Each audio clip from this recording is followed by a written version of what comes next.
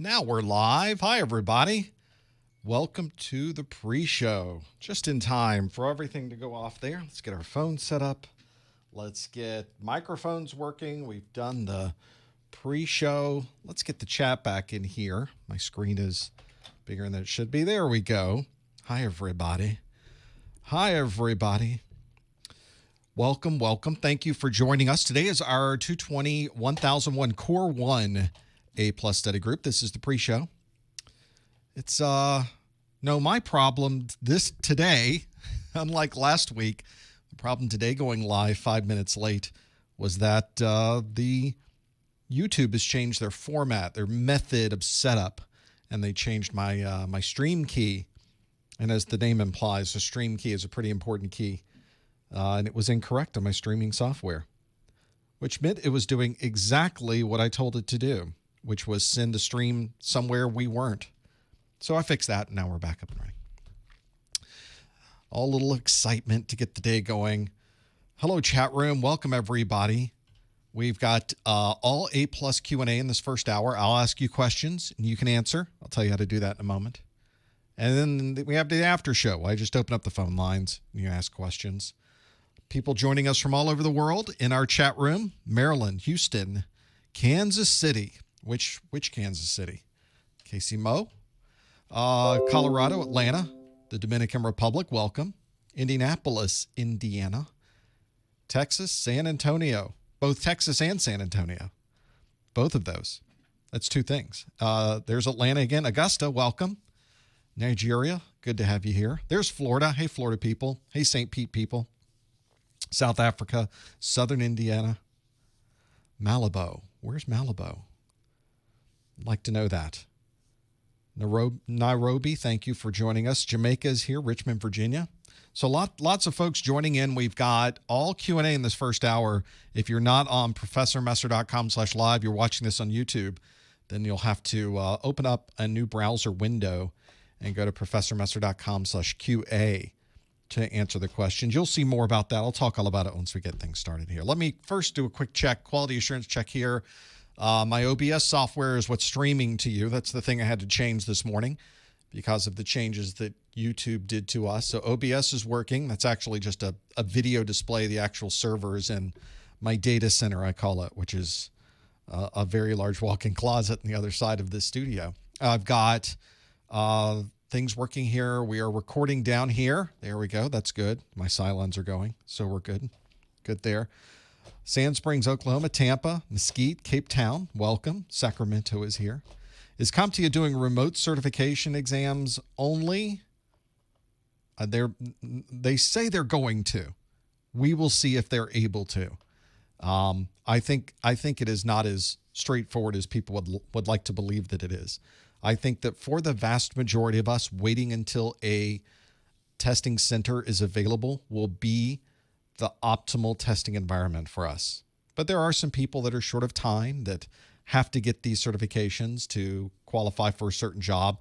That makes sense that they do remote testing. But the remote testing has not been rolled out yet. We don't have any information on it. CompTIA has only said, yeah, we're going to do that.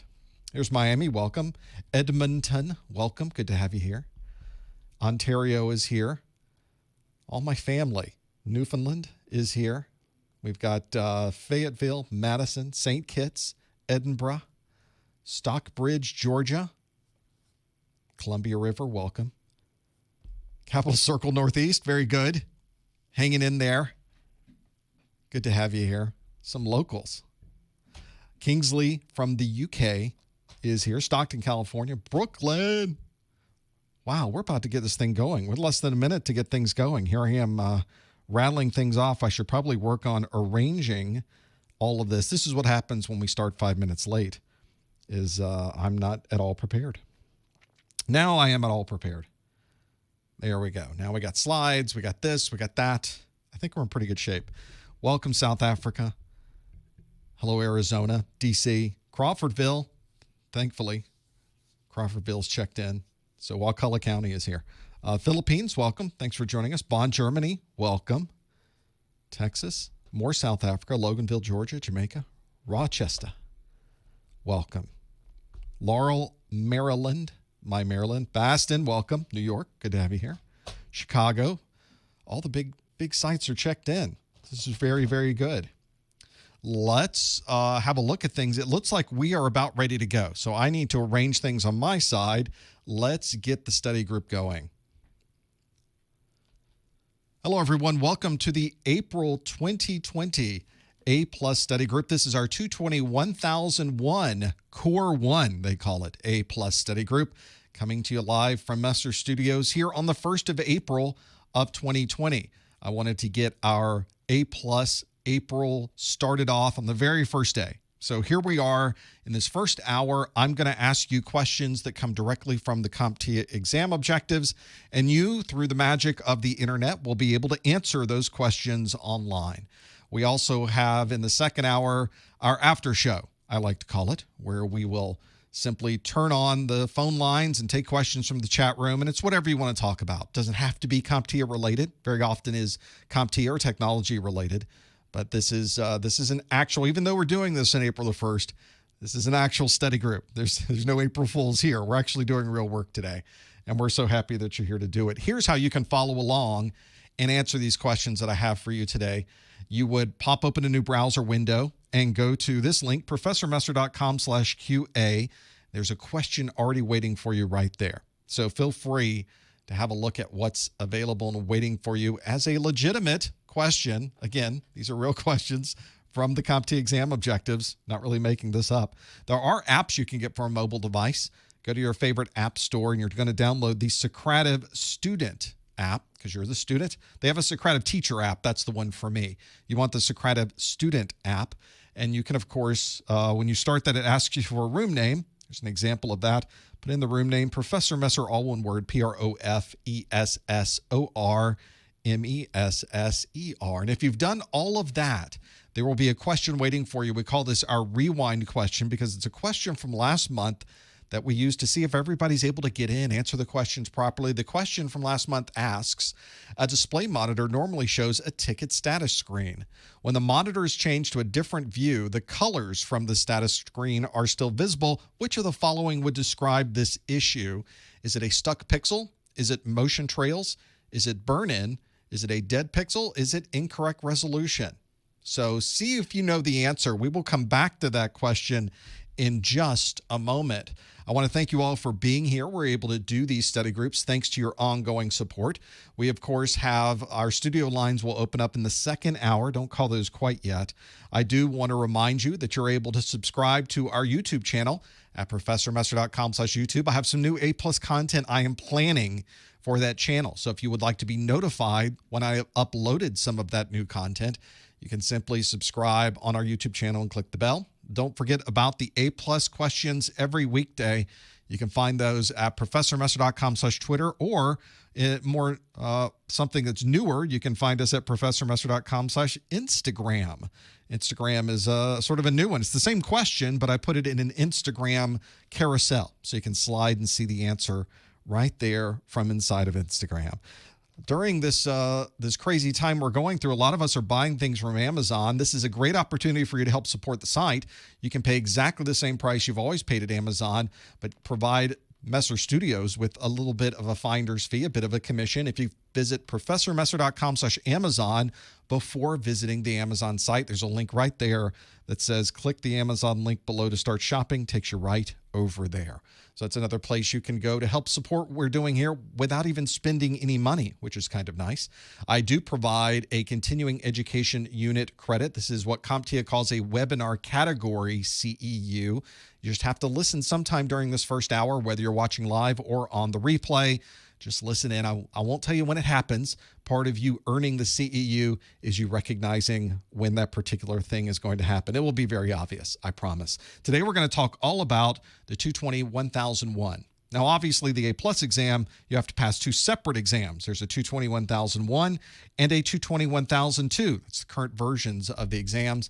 If you come back on Friday, we're recording this on a Wednesday, but if you come back live on Friday, we do the 1002 study group. This is an exam that's been out for just over a year now. It was released on January 15th. Before everything changed with our schedules, we expect the exam retirement to be July of 2022. So you've got plenty of time to study. It may be still July of 2022. We don't know exactly when it will be, but that's a pretty good guess since it's about 3.5 years from the release date. On the 1001 exam, on a scale from 100 to 900, you have to score a 675, and they ask you a maximum of 90 questions on the exam. You might get fewer than that. Now, some of you in the chat room have even mentioned that you've studied for the 900 series before, but you have to be up to date. Well, one thing that I recommend is you always get the latest version of exam study materials, because with the 220-1001, 21% of the exam is brand new topics. They're not going to be in your 900 series books. So make sure if you're studying that it says 220-1001 and 220-1002, and you're going to be just fine. If you'd like to see what the differences are between the 900 and the 1000 series, I've highlighted those on my website. Simply visit professormesser.com/objectives. On the 901 exam, are things about the same on the 1001 exam. Not much has changed topic-wise, but you'll notice that there are new items within the topic, so it's not a dramatic difference. Some of the major topics are identical. Mobile devices, networking, hardware, virtualization, cloud computing is actually a new section on the 1001, and hardware and network troubleshooting. We'll talk about all those today. On Friday, we'll get to the 1002 exam. We'll talk about what those happen to be. Of course, all of my videos, every single one of my training videos is available for you to watch for free online. There's no registration. There's no approval process. Nothing is behind a paywall. You simply visit YouTube and you can watch them. Kind of a crazy thing. A lot of people this week are saying we have free materials for you to help learn from. Well, we've been doing this for almost 14 years now. So this is something you can also download and take with you. You can purchase a downloadable version. You can find out about that at professormesser.com/download-a+. You're watching this live stream if you are here indeed live, or you're watching a replay of this live stream on my website or on YouTube. There's also an audio-only podcast version of this available. You can have that added to your podcast program or listen from this page at professormesser.com/podcast. Just another way to make this content available to you. If you are on YouTube and watching this at least about a day after, my marketing manager, Lori, listens to this and puts timestamps down. So if you want to jump around to a specific question or a specific answer, that's a good way to do it. You can just click on the timestamp in the YouTube video description, which is kind of nice. We're also able to support what we're doing here thanks to your purchase of some of our additional products.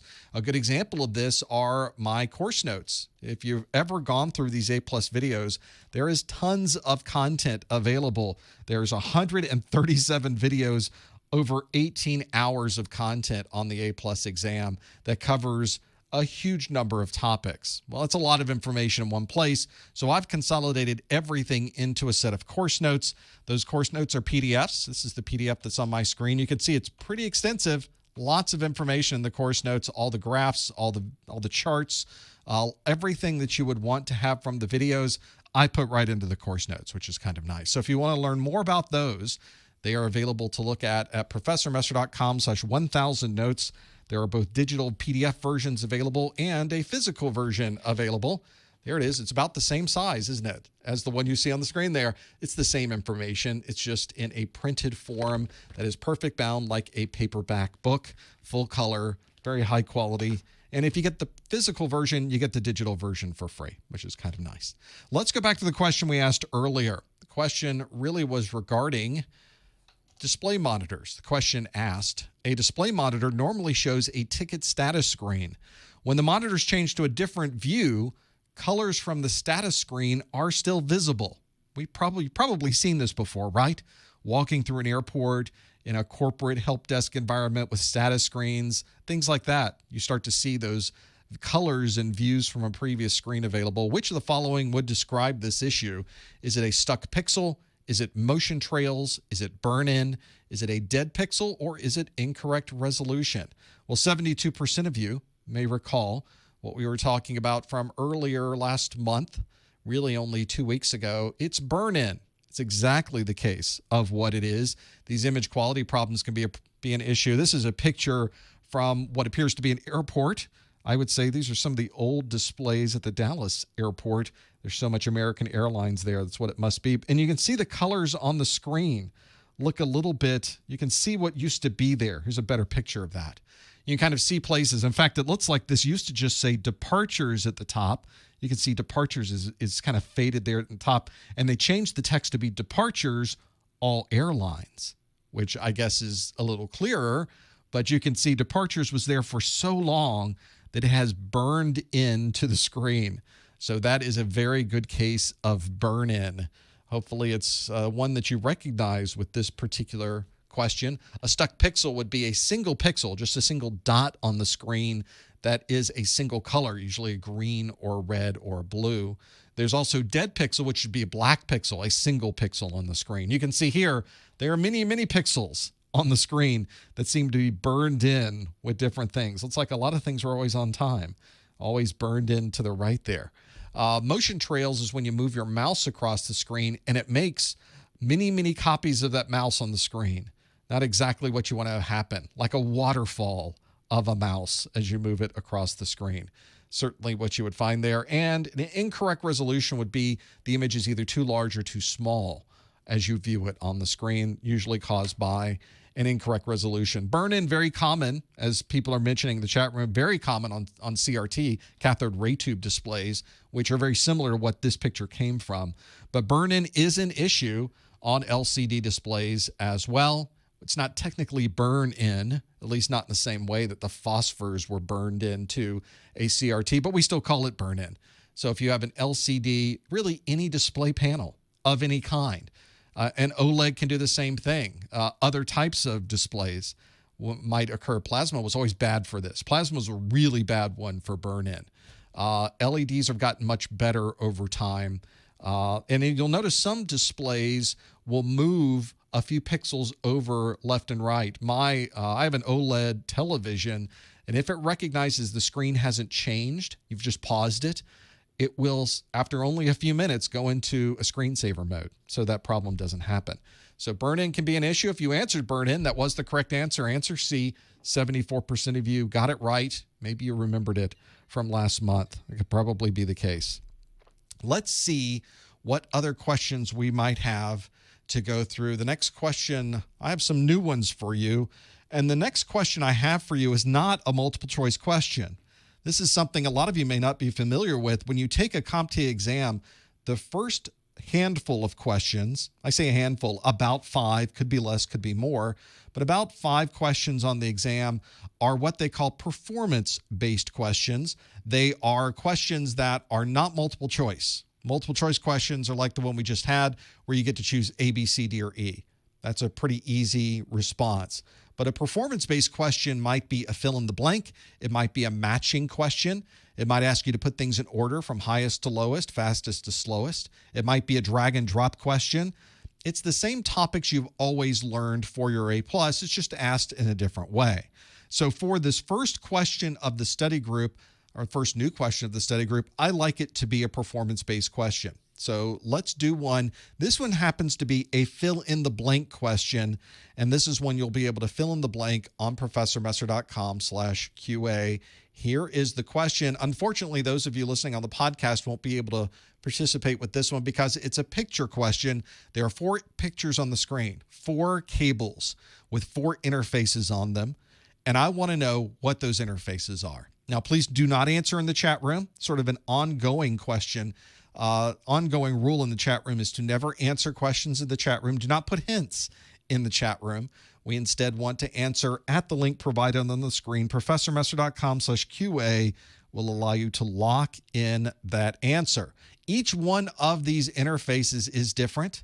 Each one of these interfaces, I want the full and complete description of what that interface is. You don't have to necessarily tell me the name. If it happens to be one that is a abbreviation or an acronym, you don't have to spell out the acronym.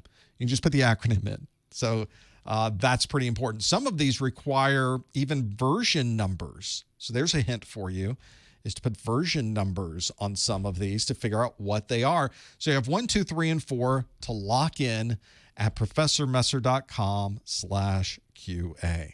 So certainly can be a problem. I had some LCD displays that did have a big problem with burn-in.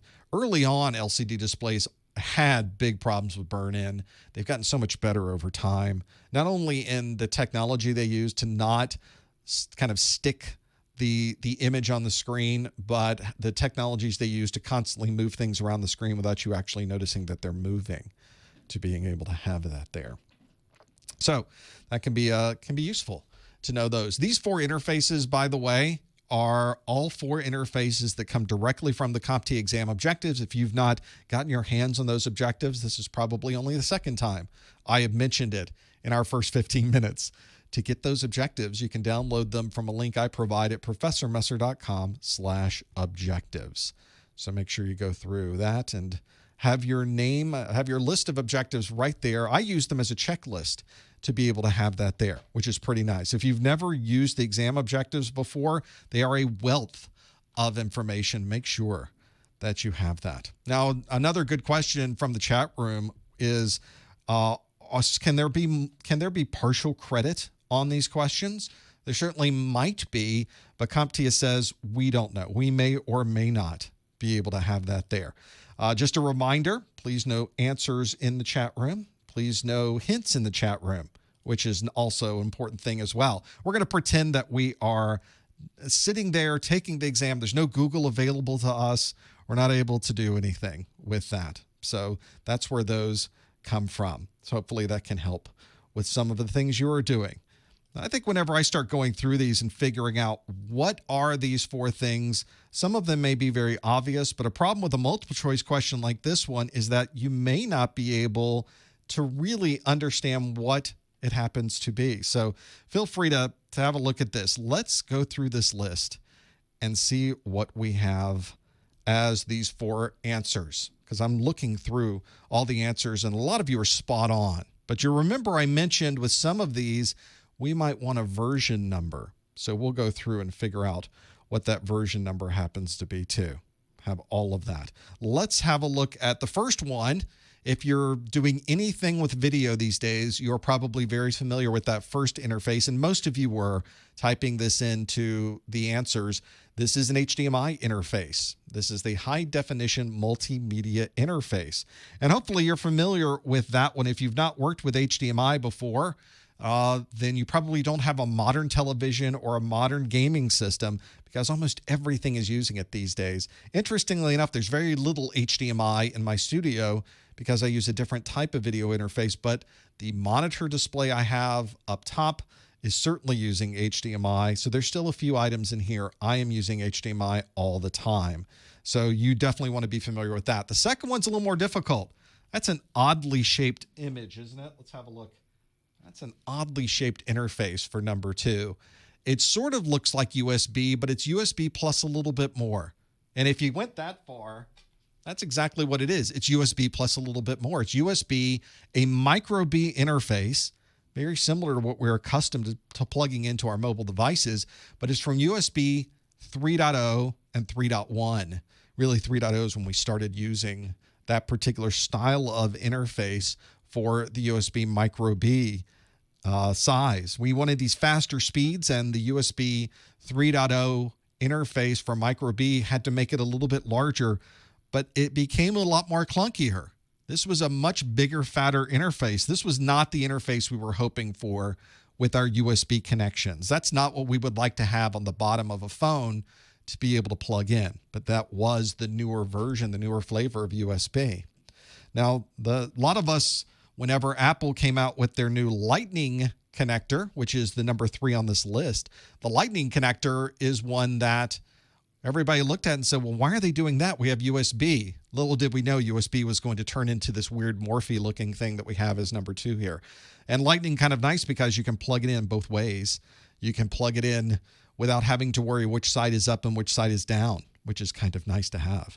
The Lightning connector you only find on Apple devices. Those are the only places you will be able to see those and have the Apple Lightning functionality. And the last one on the list, we go from very modern type connections with Apple Lightning to very old school type connections with number 4, which technically you had to really look to see that that was a TRRS connector, a tip ring sleeve, although I would accept TRS, which is technically not correct, but we often call things by the wrong name here in our industry.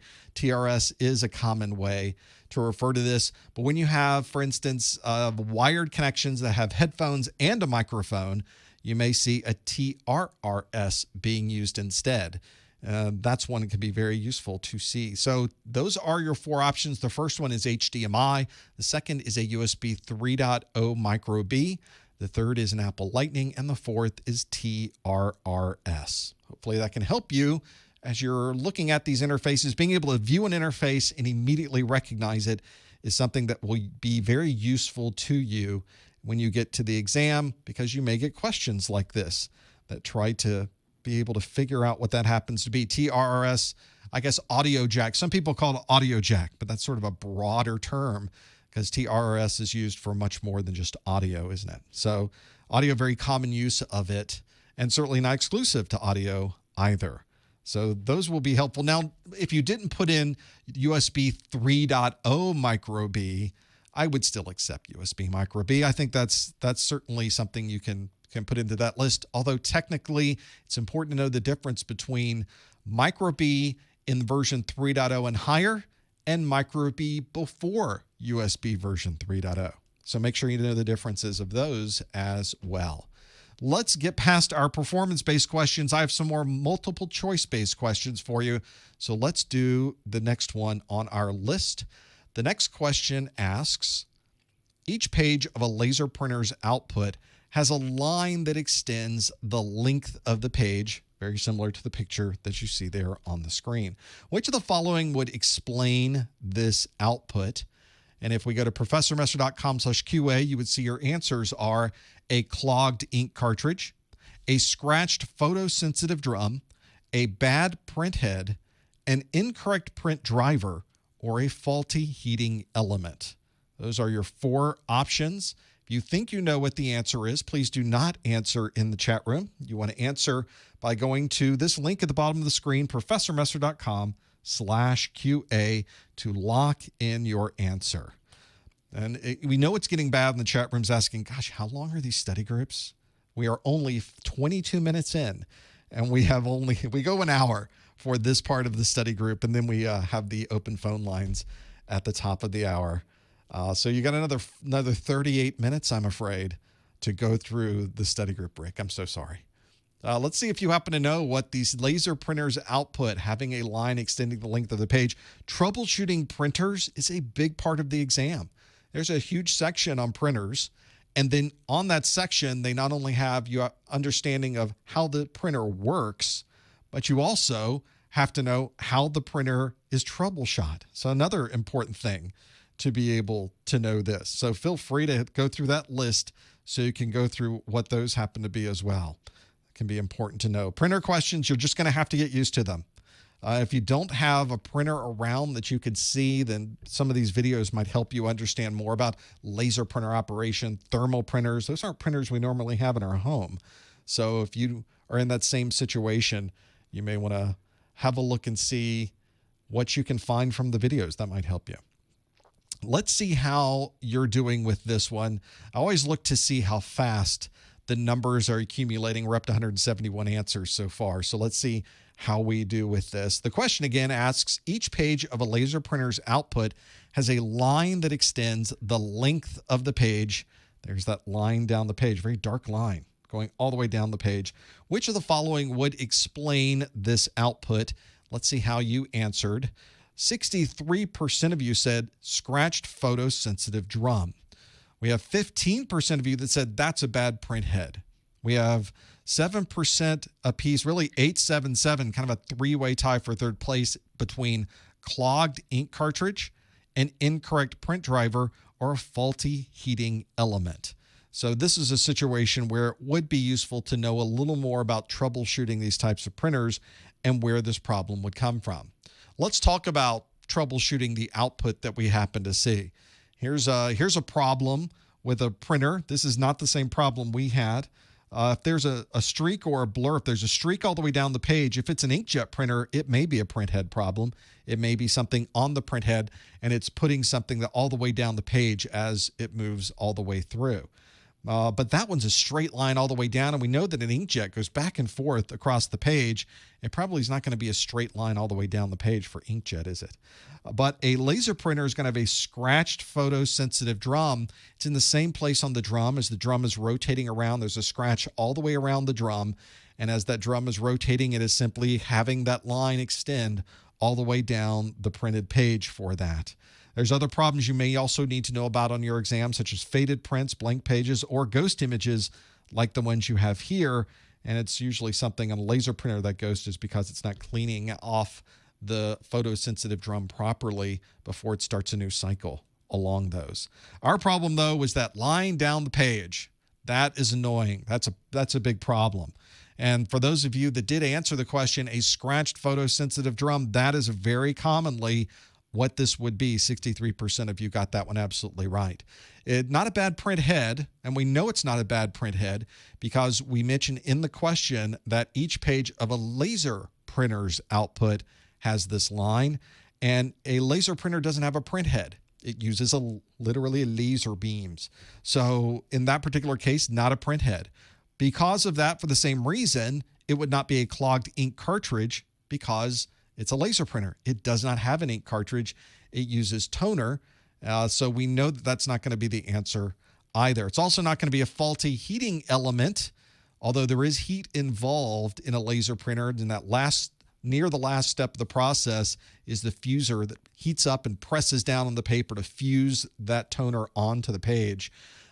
This would not be an issue with either a faulty fuser or with a type of thermal printer, a faulty heating element. So that's not the issue for those either. And lastly, incorrect print driver. This particular problem does not seem to indicate a print driver problem. If you're using a bad print driver, usually the information on the screen on the printed output is a little scrambled versus what you would expect to see that you saw on the screen. So that's one of those cases where really your only option here is a scratched photosensitive drum. 63% of you got that one right. Let's do another question, though. I think are we done with the printer questions? Are we happy that we're done with the printer questions? Let's do one that's not a printer question. The question I have for you is about laptops. This next question asks, an administrator is upgrading the memory in a laptop computer. Which of the following would be the best choice for this upgrade? Which of these would be the best choice for this upgrade? You can answer the question by going to professormesser.com/QA, where the available answers are SSHD, DIMM, ROM, SSD, or SODIMM. Those are your 5 options. Where an administrator is upgrading the memory in a laptop computer, which of the following would be the best choice for this upgrade? Would it be SSHD, a DIMM, ROM, SSD, or SODIMM? If you know the answer, please don't answer in the chat room. You instead want to go to professormesser.com/QA and lock in your answer there. For those of you wondering, if you wanted to watch things you may have missed, you want to watch a replay of this live stream, it's available just a few minutes after we're done. It gets processed on YouTube and is immediately available for you to watch online. You can simply go to YouTube and be able to do that there. Also, I create a podcast, an audio-only version of this as well, and that audio-only version is also one that is available from my website. Usually it takes me a couple of hours, though, to put that together. I have to edit it out. I make a user group version of it, or a main version of it, and then I do another version of it that is available on my website. So you can have both the main study group and then the after show. So it's separate to be able to do that. And we have alerts coming through on my watch. I apologize. So we'll get rid of that so you can see. Focus on this question, though, because this is one that you do need to know a little bit about laptops and upgrading memory. It's a very common question you will run into. So have a look at that and break some of those things down. Do any of my products, are they available on Amazon? They are none are available on Amazon, actually. Only on my website will you be able to find my products. So sorry about that. If you're an Amazon person, you'll notice none of my books are there. None of my videos are there. Lots of weird reasons why that would be, but nothing too crazy. Just on my website, it's so much easier to manage to be able to figure that out. And if you get hard copy versions on my website, they do come with the digital PDF. Thank you for asking.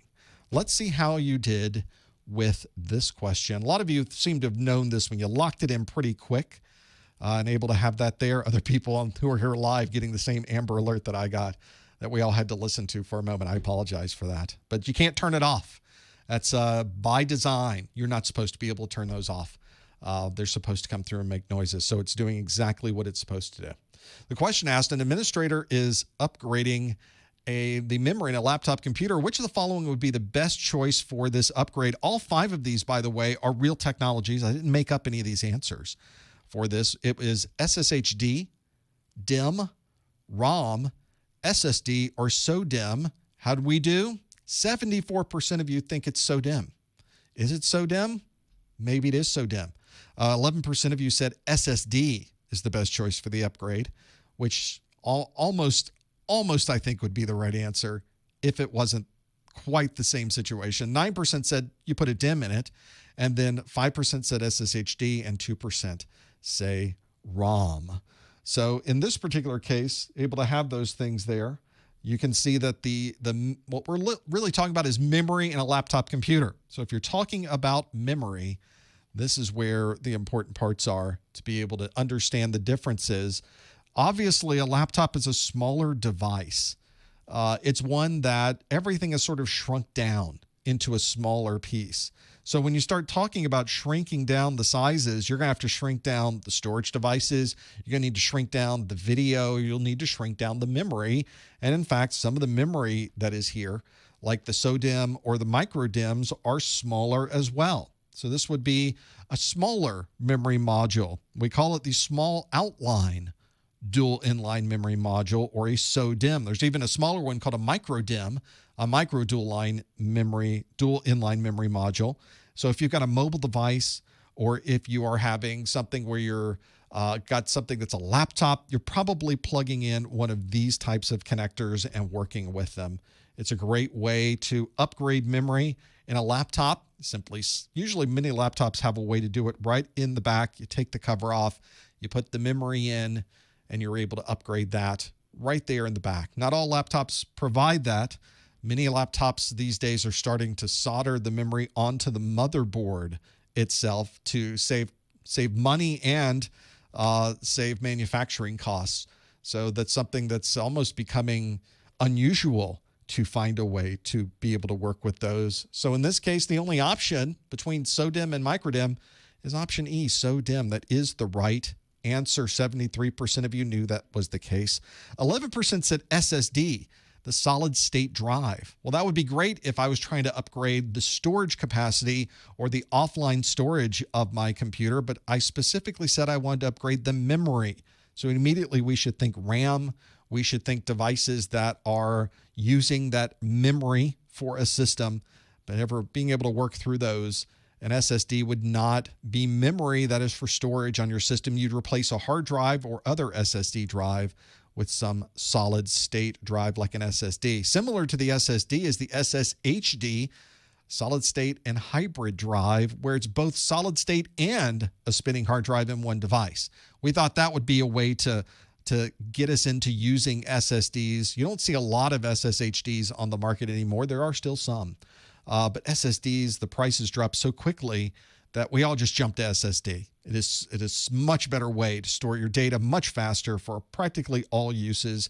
We just jump to that. A DIMM, D-I-M-M, the dual inline memory module, is the larger size memory sticks that you would see in a traditional computer. And then the ROM, read-only memory, that is the memory that gets your computer started. That's not the RAM or the memory. When we talk about memory in a laptop or a desktop computer, we're not talking about the ROM. We're talking about the RAM, the random access memory. So ROM would not apply there either. You never have to upgrade your ROM to fit more ROM memory in a computer, thankfully. It doesn't have much information on there anyway. So if you answered SODIMM, 73% of you did answer that option E, and you got it absolutely right. Well done with that.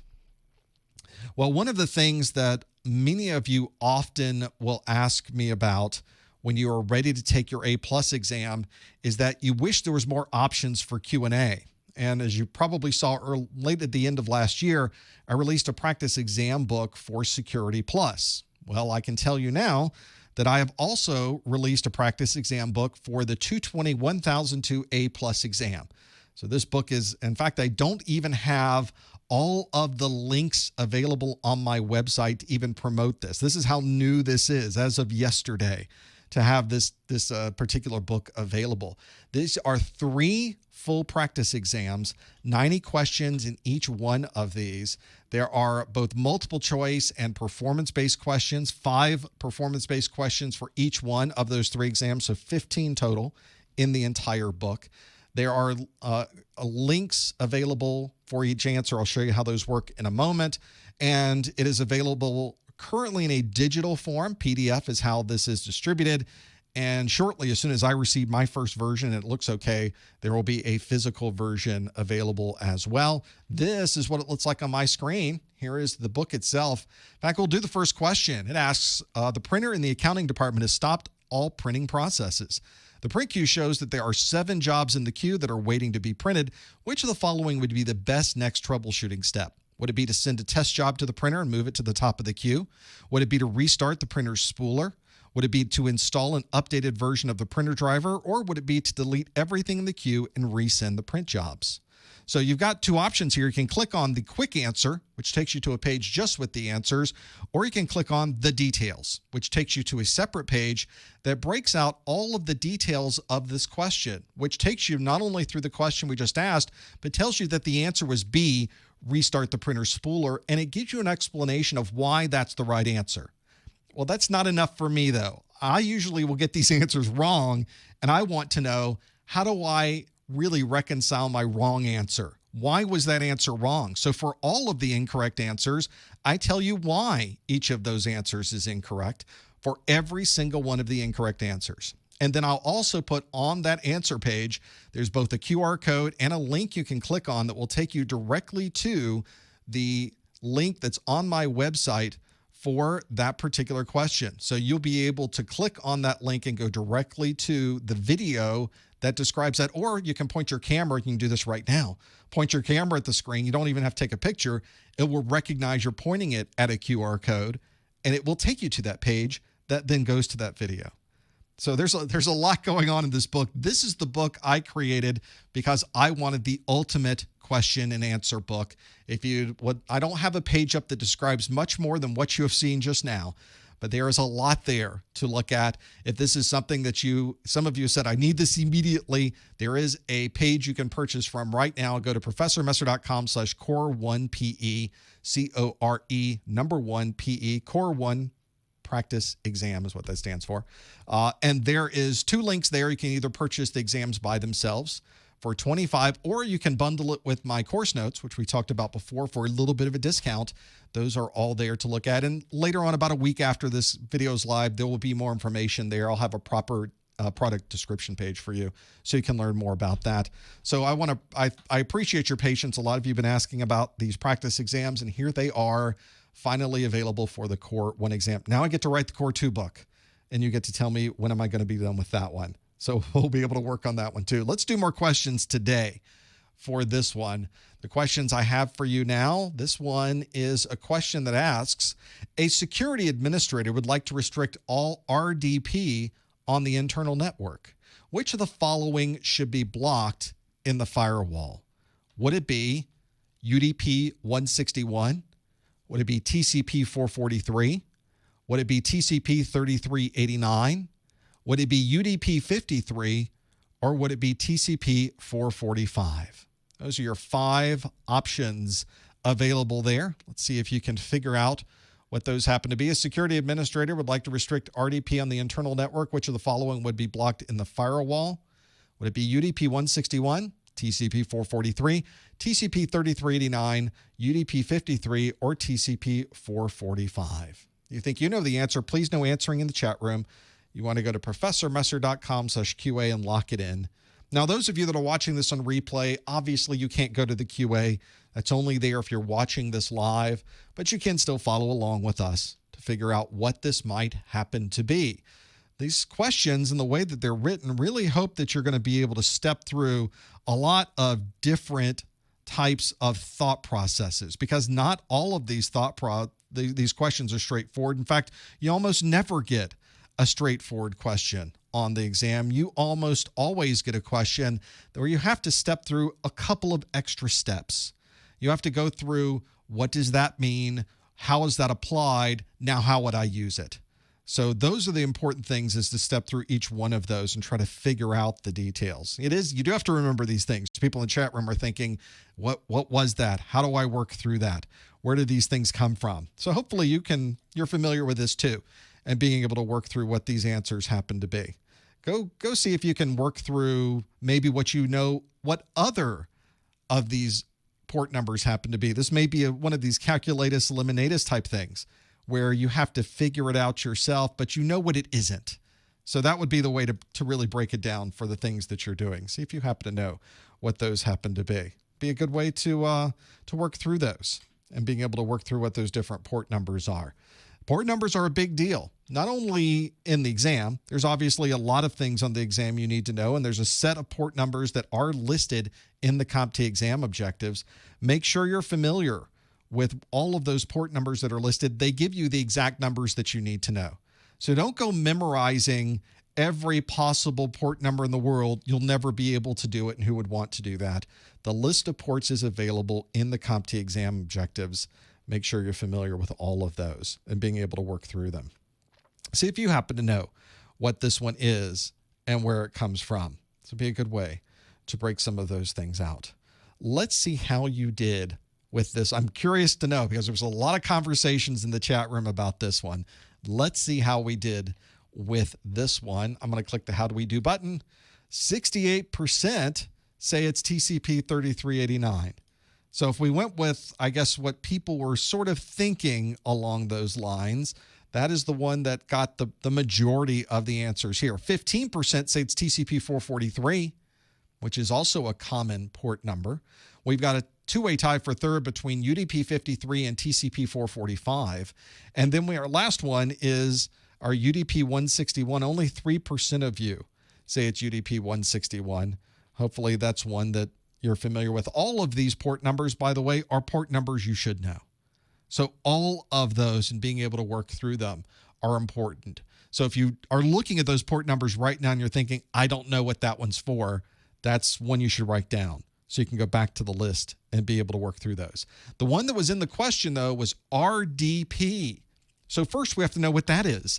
That is the remote desktop protocol. We're getting very familiar with remote desktop right now, aren't we? We're doing that pretty well. So RDP is what that is, remote desktop protocol. This is the protocol used primarily with Windows-based remote desktop, and the ability to use the remote desktop connection app. And it uses TCP port 3389 to be able to share desktop from one place to another. In fact, it's used for much more than just sharing desktop information. And it runs across almost every Windows version that you will find. I guess now it's really every Windows version that you will find. There's no more Windows out there that won't support the remote desktop protocol, and even operating systems that are not Windows, because you could be on an Apple computer and you can remote desktop into a Windows computer. It's just a protocol. Someone was nice enough, in this case Microsoft was nice enough to write an Apple application for it and be able to use all of those things to work through them. RDP, pretty useful utility, and if you're trying to manage someone's desktop who is not in the building with you, which is pretty much all of us right now, this is a very, very useful protocol. In fact, you probably would not be plugging into the firewall to block it, but that's how I asked the question anyway, which means if you did answer C, 3389, that is the right answer. It is a TCP protocol, and it runs over TCP port number 3389. About 70% of you got that one right. 15% of you said it's TCP 443. TCP 443, obviously one that's on the top of most people's heads. Being able to use anything HTTPS by default uses TCP port 443.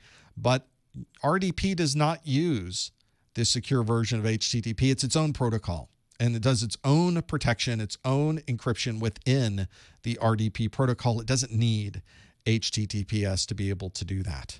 We've also got some other 7% of you said UDP 53, which is the common port used for DNS, the domain name system. And we've got 6% said TCP 445, which is a direct TCP communication commonly used with SMB or Windows. CIFS SMB has similar names, but does the same thing. It's effectively file services on Windows computers primarily these days.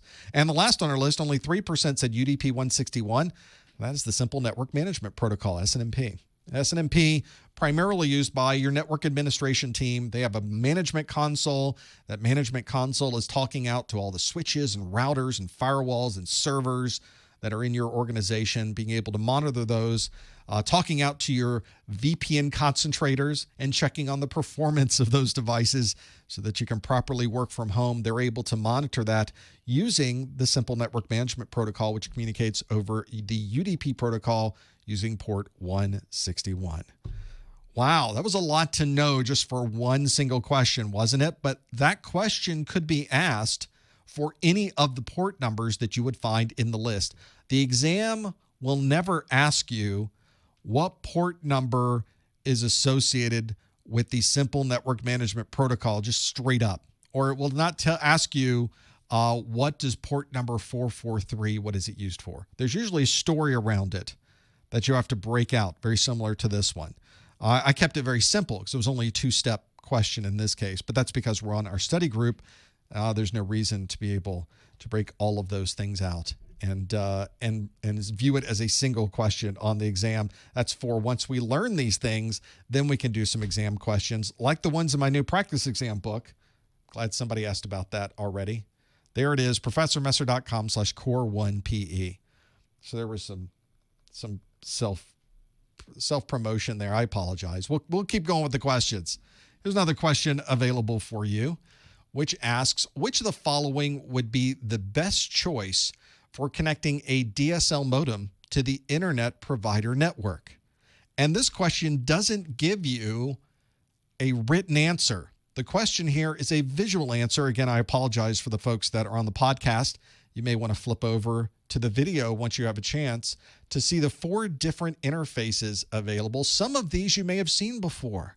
So we may have had a previous question already help us with some of these. There's an interface A, interface B, interface C, or interface D to choose from. And what I'd like you to do is tell me which of the following would be the best choice for connecting a DSL modem to the internet provider network. By the way, to answer this, you would go to professormesser.com/QA. Again, no answers in the chat room, no hints in the chat room. I'm going to leave these pictures up so you can see them. In fact, I have a better picture for A, B, C, or D. The question asked, there, we can really see them now. The question asked, which of the following would be the best choice for connecting a DSL modem to the internet provider network? Hopefully you'll be able to break those down and see what they happen to be. These are the ones there. I know people are saying, how am I supposed to see that? This should help you a little bit. You should be able to see this a little bit better because I'm in the same situation. I like to have these bigger on my screen to be able to view them a little bit better. Hopefully that can help you when you're breaking through and be able to see them too. Whenever I start breaking through and trying to figure out what these things happen to be, I like to have these choices available. It's very possible on your exam you might get a question with pictures like this one. So being able to visualize an interface on a computer, being able to visualize what cable that's for is not only useful for the exam, but it's really useful if you're trying to do something with your computer. There's some actual practical use of this whenever you work through all of these. So this might be a practical use for you too, to be able to, I know you want to touch the screen and expand it out a little bit. You can't do that either. You have to really work through that to see what those are. Maybe get really close to this and being able to break all of these things out. That might help you too as you go through each one of these and trying to answer what they happen to be.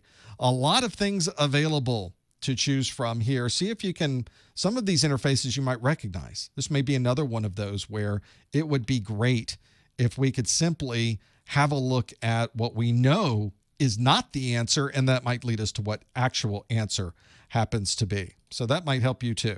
See if you happen to know what all those things are and being able to break through them. The question and the answers are available at professormesser.com/QA. That might help you as well if you're trying to break through those and figure those out. Let's see how you did with this one. We'll pop over to the answers. A lot of you have already put your answers in. You can see a lot have gone through to figure out what these happen to be. But on the other side of this, as we're breaking down all of these and trying to figure out what those answers are, it helps a lot if we can break out which each one of these happens to do. And what's interesting about this is, as I was putting this question together, only one of these would ever apply to this. Let's have a look at an actual DSL modem. This will be useful. Here's a DSL modem. Has a lot of different connectors on it. One's a power connector, so we know it's not the power connector. We're trying to find the link to the provider. This one happens to have an on-off button on the back of it. It's another one that's useful to have. We've got one. This one has a reset button, which are always useful. If you get one of these modems that you don't know where it came from and you're trying to figure out how was it configured, well, we don't know. Let's just reset it. There's usually a reset on the back. There is a USB. Usually, we used to connect our devices to these with USB before we had Ethernet on everything. Very rarely would we use USB any longer. And the Ethernet is usually how we connect our computer to the DSL network. The question, though, talked about how we plug into the DSL provider's connection itself. And that is the DSL connection right here. Notice it's a little smaller than the RJ45 we have for Ethernet. That's because it is a little smaller than the RJ45. It's an RJ11, being able to work that there. The RJ11 is the one that we would choose here. It is what they call a 6P2C. We don't really call it that. I guess technically that's what it's called. A 6-position 2-conductor. We just call it the RJ11.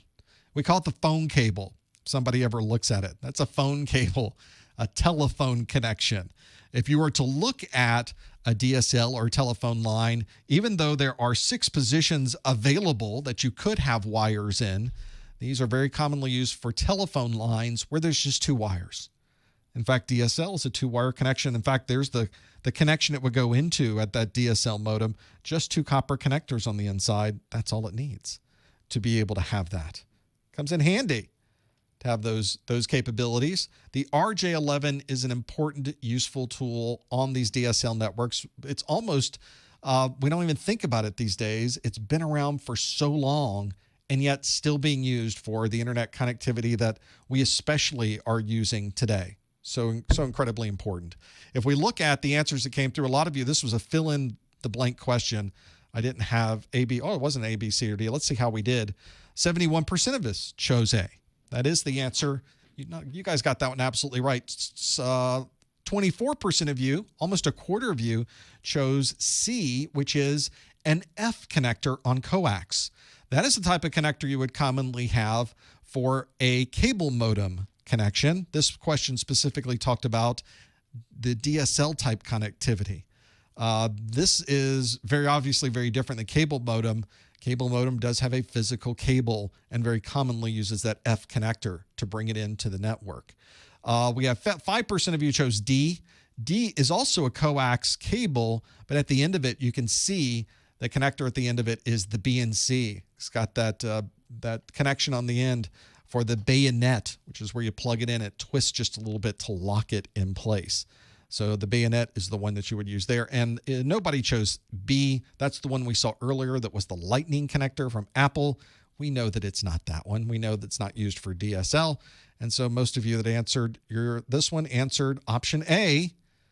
And that is the right answer. 71% of you got that one absolutely correct. Well, we've got time for another question. Let's get another one in before things happen, before we run out of time, before the clock counts down. This question asks, an accounting software provider is able to seamlessly increase the capacity of their cloud services during tax season. Which of the following would best describe this feature? Would it be hybrid, pass, metered service, rapid elasticity, or resource pooling? The question asks, an accounting software provider is able to seamlessly increase the capacity of their cloud services during tax season. Which of the following would best describe this feature? Would it be hybrid, pass, metered service, rapid elasticity, or resource pooling? Those are your 5 options. If you think you know the answer, please don't answer in the chat room. You want to go to professormesser.com/QA and lock in your answer there. Maybe you know what this one is. Maybe you've used some of these services. And if you are an accounting software provider, maybe you're doing this, being able to work through it. For those of you in the chat room asking, what's a good book to read about A+, I have some options on my website. And the pull-down menu for A+, is a link to my A+ study recommendations, and I have some lists there that you could look at and see if any of those might fit for you. I have all of those things there. Could be useful to have that there. Some of you in the chat room also wondering more than a few questions about their online proctored exams that CompTIA has discussed here. And now that we're in April, we're expecting this to arrive sometime this month, but CompTIA hasn't provided us with many questions, many options about that. And I'll talk about that some in the after show as well. Lock in your answer, though, and being able to have this. What a good question. Finally, some biting commentary from the chat room. What do clouds have to do with computers? A question that many of us are asking, quite honestly, and have been asking for a while now. Nobody has an answer for us. I wonder why. Whenever we get through that, let's see how you do with this and being able to work through it. This is one whenever I start breaking through and trying to figure out what these answers are, especially since there's 5 answers here. Usually in the exam, there's just 4 answers on most of the questions. But when you get these questions that come through, now we have to really start parsing some of these out because all 5 of these things are cloud computing technologies. So none of these are made up. These are all real things. So when you start answering the question, which one could it possibly be? Let's see how we did on this one. The question asked, an accounting software provider is able to seamlessly increase the capacity of their cloud services during tax season. Makes exactly the right answer is being able to do that. That's exactly what companies want to be able to do. Which of the following would best describe this feature? And you can see that 64% say that's called rapid elasticity. Well, is it really? We're about to find out. 15% said it's platform as a service. That's what that is. We've got 9% tied for 9% for third is metered service and is resource pooling. And then lastly, 3% of you say it's hybrid. That's what you would use for this. Now, there's a lot of different kinds of things that go into cloud computing, a lot of different technologies, and all of these are listed in your exam. This comes specifically from my video, section 4.1 for cloud models, where we talk about being able to scale up very quickly and perhaps more importantly, scaling down very quickly.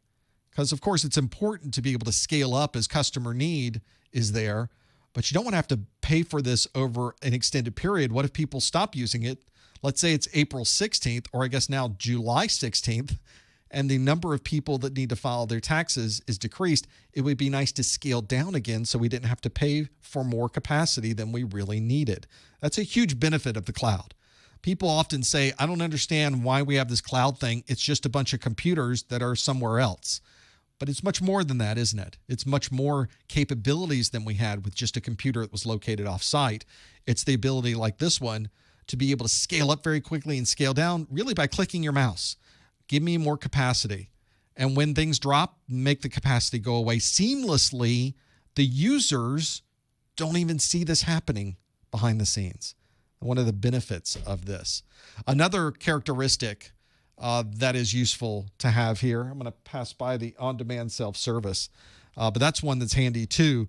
This is one where you as the end user get to bring up a console, click on the console to create a service, to create a server, to create an application instance, to move things around, to change the networking, to increase capacity, to add more storage space just by clicking things. And you get to decide when to do that. You don't have to order more disk space and have it shipped in. You don't have to order more memory and have it shipped in. You just click the button on the screen. It's beautiful being able to have that there. On-demand self-service. Sometimes the rapid elasticity is used by you manually going into your on-demand self-service and clicking to create the capacity. Very often, it's orchestrated, as we call it in the cloud computing world, which is really just automated. It's watching the capacity, and as the capacity grows, it fires off some automated processes to build out more capacity to have that elasticity that's created automatically. You should not have to constantly be there monitoring. We have computers for that. to be able to make that happen. That's where that came from. So rapid elasticity was the right answer. If you answered D, 63% of you got that one absolutely right. Metered service, let's talk about resource pooling, because 10% of you said resource pooling. That's another nice characteristic of cloud computing. I mentioned we don't have to now, if we need more disk space, we don't have to go to Amazon and buy more drives. If we need more memory, we don't have to go to our memory provider and have them ship us more memory. We've already got the memory sitting there. We've already got the drive space sitting there in a pool. And as we need more memory, we simply carve it out of the pool. We simply, in the cloud computing world, simply allocate more of that memory towards the resources that we have running. That's the thing that gives us the flexibility. We're no longer waiting on hardware anymore. A metered service means that once we do that, the service provider is counting how much of that resource we are using, and they're billing us for it. So for those of you that are on ProfessorMesser.com right now, that's a cloud service. It's actually multiple servers. You don't see that part of it, but I have multiple servers there. If suddenly there was an enormous number of people hitting my site, I could spin up a new server and put it onto the load balancer, and that would spread the service, spread the load across all of those, which is really nice. But when I do that, my cloud service provider counts how much of those resources I'm using, and then will bill me for them later. So that's a nice capability. So you're only billed for what you use. You aren't billed for something that's sitting around and not being used.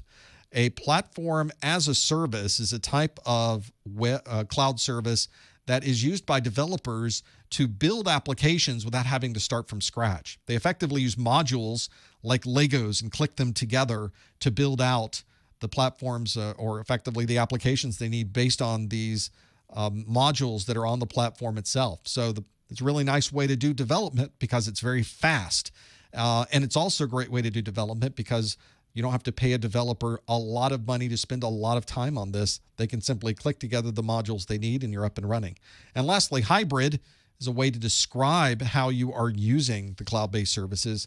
Often if you are using both internal and external or public and private cloud-based services, it's a hybrid cloud scenario whenever you work through those.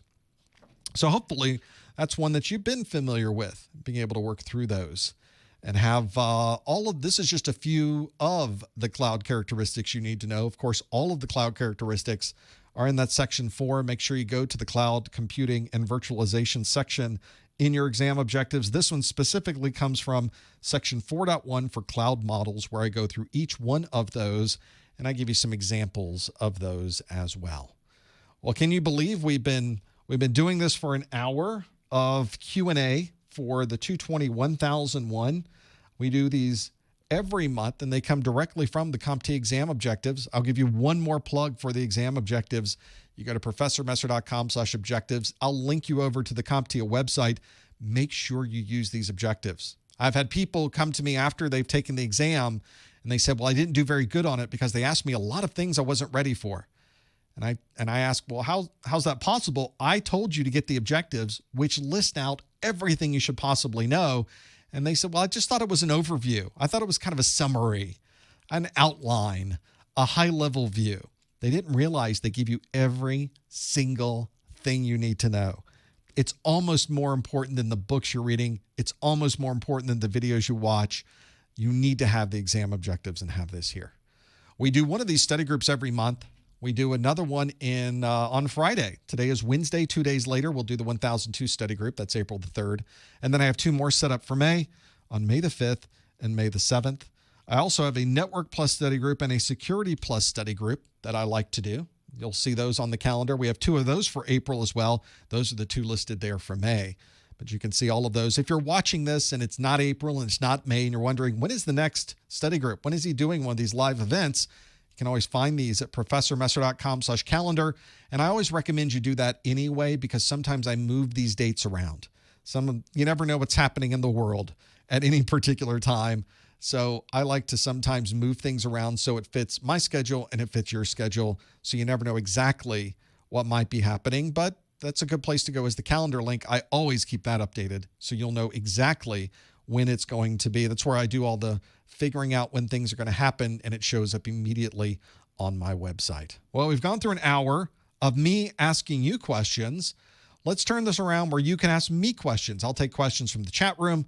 I'll open up the phone lines. You can call in with questions in what we call our study group after show. Like the people in the chat room, any chance I add informal study groups Q&A? Well, this would be a good chance to do that. Let's follow us on Twitter for the daily pop quiz question at professormesser.com/Twitter or professormesser.com/Instagram. All of our videos, of course, are out on the YouTube, professormesser.com/YouTube. Also, don't forget about our course notes available at professormesser.com/1000notes. And now our practice exams, professormesser.com/Core1PE, Core 1 practice exam, where that is. I'll have links to all of those things in the upcoming days. So I kind of got it out there quick. So you'd be able to have all of those things there. And of course, don't forget about our Amazon link, another great way to support the site. Stick around for hour number 2. We'll also talk about what CompTIA is doing from a remote testing perspective. And we'll talk about some other things that people are asking about on the chat room as well. Thanks for joining us for this first hour. We will see you next time on the A+ Study Group. Let's see if I can click all the right buttons on my side to get the phone system up and running. We'll take questions from the chat room. Some people are asking questions.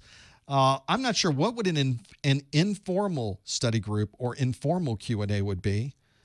That I'm up for anything. I'm game. Sure, why not? I don't know what that would be though. I consider this to be an informal Q&A, where I've just put a bunch of questions together, and then we do this. Did I do a secret word? I may have missed it. I don't think I did one, did I? So let's do a secret word. This will be in our, we didn't quite get in the first hour, but we got to close the first hour to be able to have this here. So if you're watching this study group for continuing education unit credit, please follow these instructions to be able to receive an email from me with a digitally signed message that states that you must have watched this study group for 1 hour of a webinar credit CEU. So this would be a good way to do it. One way that you could do this, the important way to do this, is to go to professormesser.com. At the top or the bottom of the Professor Messer website is a link for Contact Us. Contact Us. So make sure you click on that Contact Us link.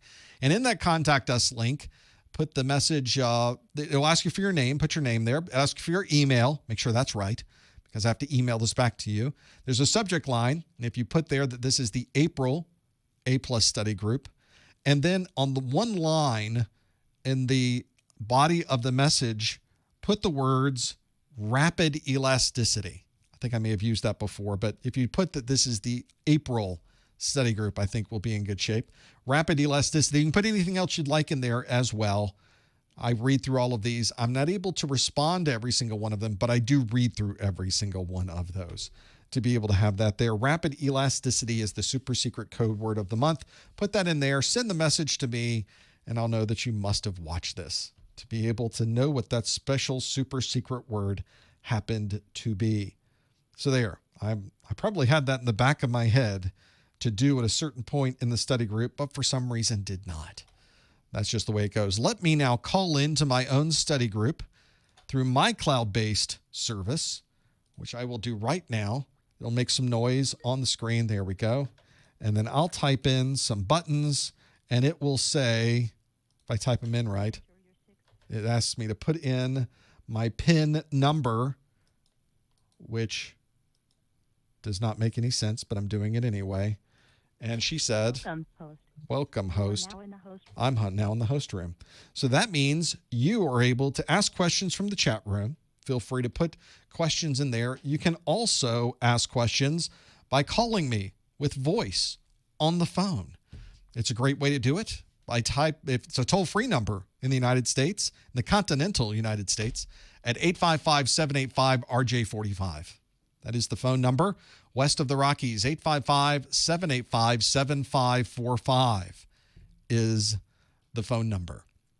If you are outside the continental United States, you can still call in free by using Skype. This is a toll-free number, and Skype doesn't require that you have any Skype minutes for toll-free. Just put a +1 at the beginning, just like you see on the screen, +1 855-785-7545, and you can call in. I will also take questions from the chat room as well. Questions from the chat room, people asking, are those in-ear monitors or IEMs, as we say in the industry, or just some headphones? Well, technically speaking, just some headphones is in-ear monitors. They are the same thing. There's a link on my homepage, or you can go to professormesser.com/studio to see what all of the different equipment is that we use here, because there is certainly a varied amount of equipment that we use here. But if you want to know, what is that video switcher? What is that audio system that he's got there that looks a little bit different than anything else? What is that monitor? What does he use on all these things? That's a great way to do it. professormesser.com/studio, or use the studio equipment link on the homepage at professormesser.com. It's a great way to do it. Now, some of you have asked, we're asking during the live stream about the online proctored exam piece that CompTIA has talked about. If you go to the CompTIA website, they will tell you all about this to have these things there. Let me go to the CompTIA website. Will it go there? Yes. Okay. CompTIA website. Let's move this over and have this here. The CompTIA website I will put up on the screen so we could see. All it says, they have new remote testing options. And what they mean is that they're working hard to bring you new remote testing options. You will soon be able to take CompTIA exams from home. You will not be able to do it right now. They're working on it. They want to be able to have this to you, but they haven't said anything about it. All they're saying is that they will very shortly be offering candidates remote certification testing. They've not said what exams they're going to support quite yet. They've not said when they're going to provide this. They've not said anything other than what's in this press release, saying that they'll test anywhere, test anytime, in highly secure environment. That's a little bit of a challenge for CompTIA to do, because none of their testing has ever been set up to be remote testing.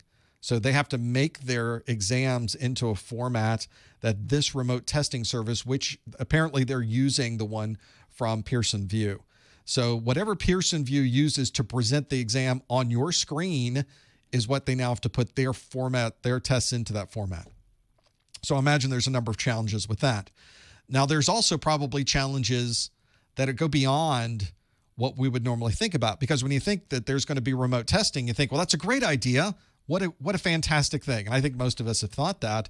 But then you start thinking about the complexities involved there and the ability to scale it up for the number of people who would need to use this.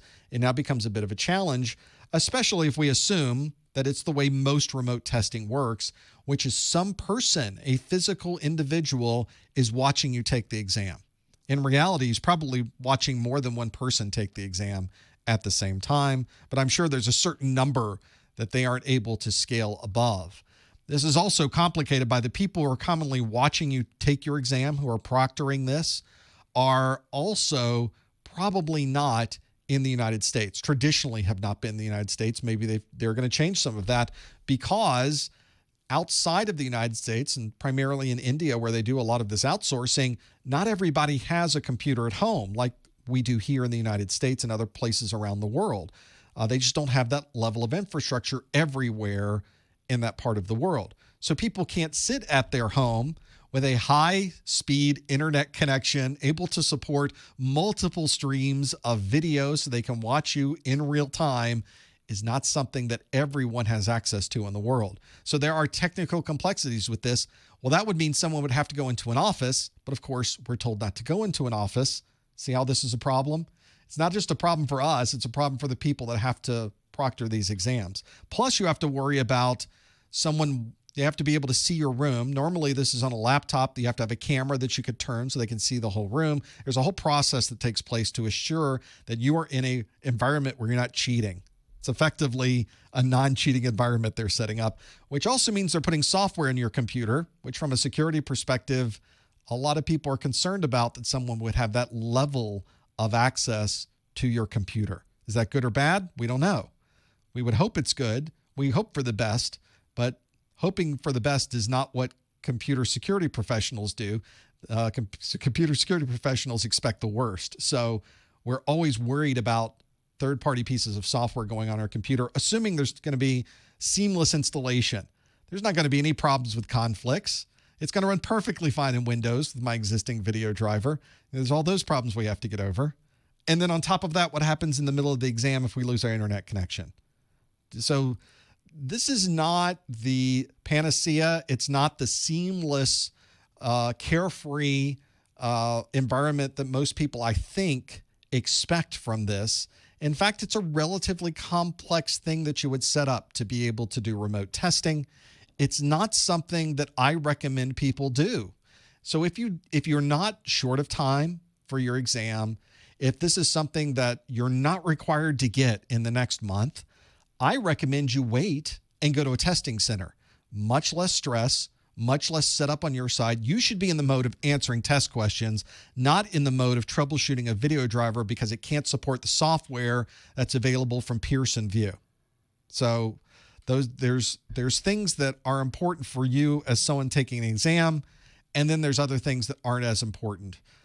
Obviously, if you're someone who is far away from a testing center, you are geographically not able to visit a testing center very easily, or you're somebody that needs to complete this certification very quickly because there is a job waiting on you because of this, then obviously this is a very good solution for what you're able to do.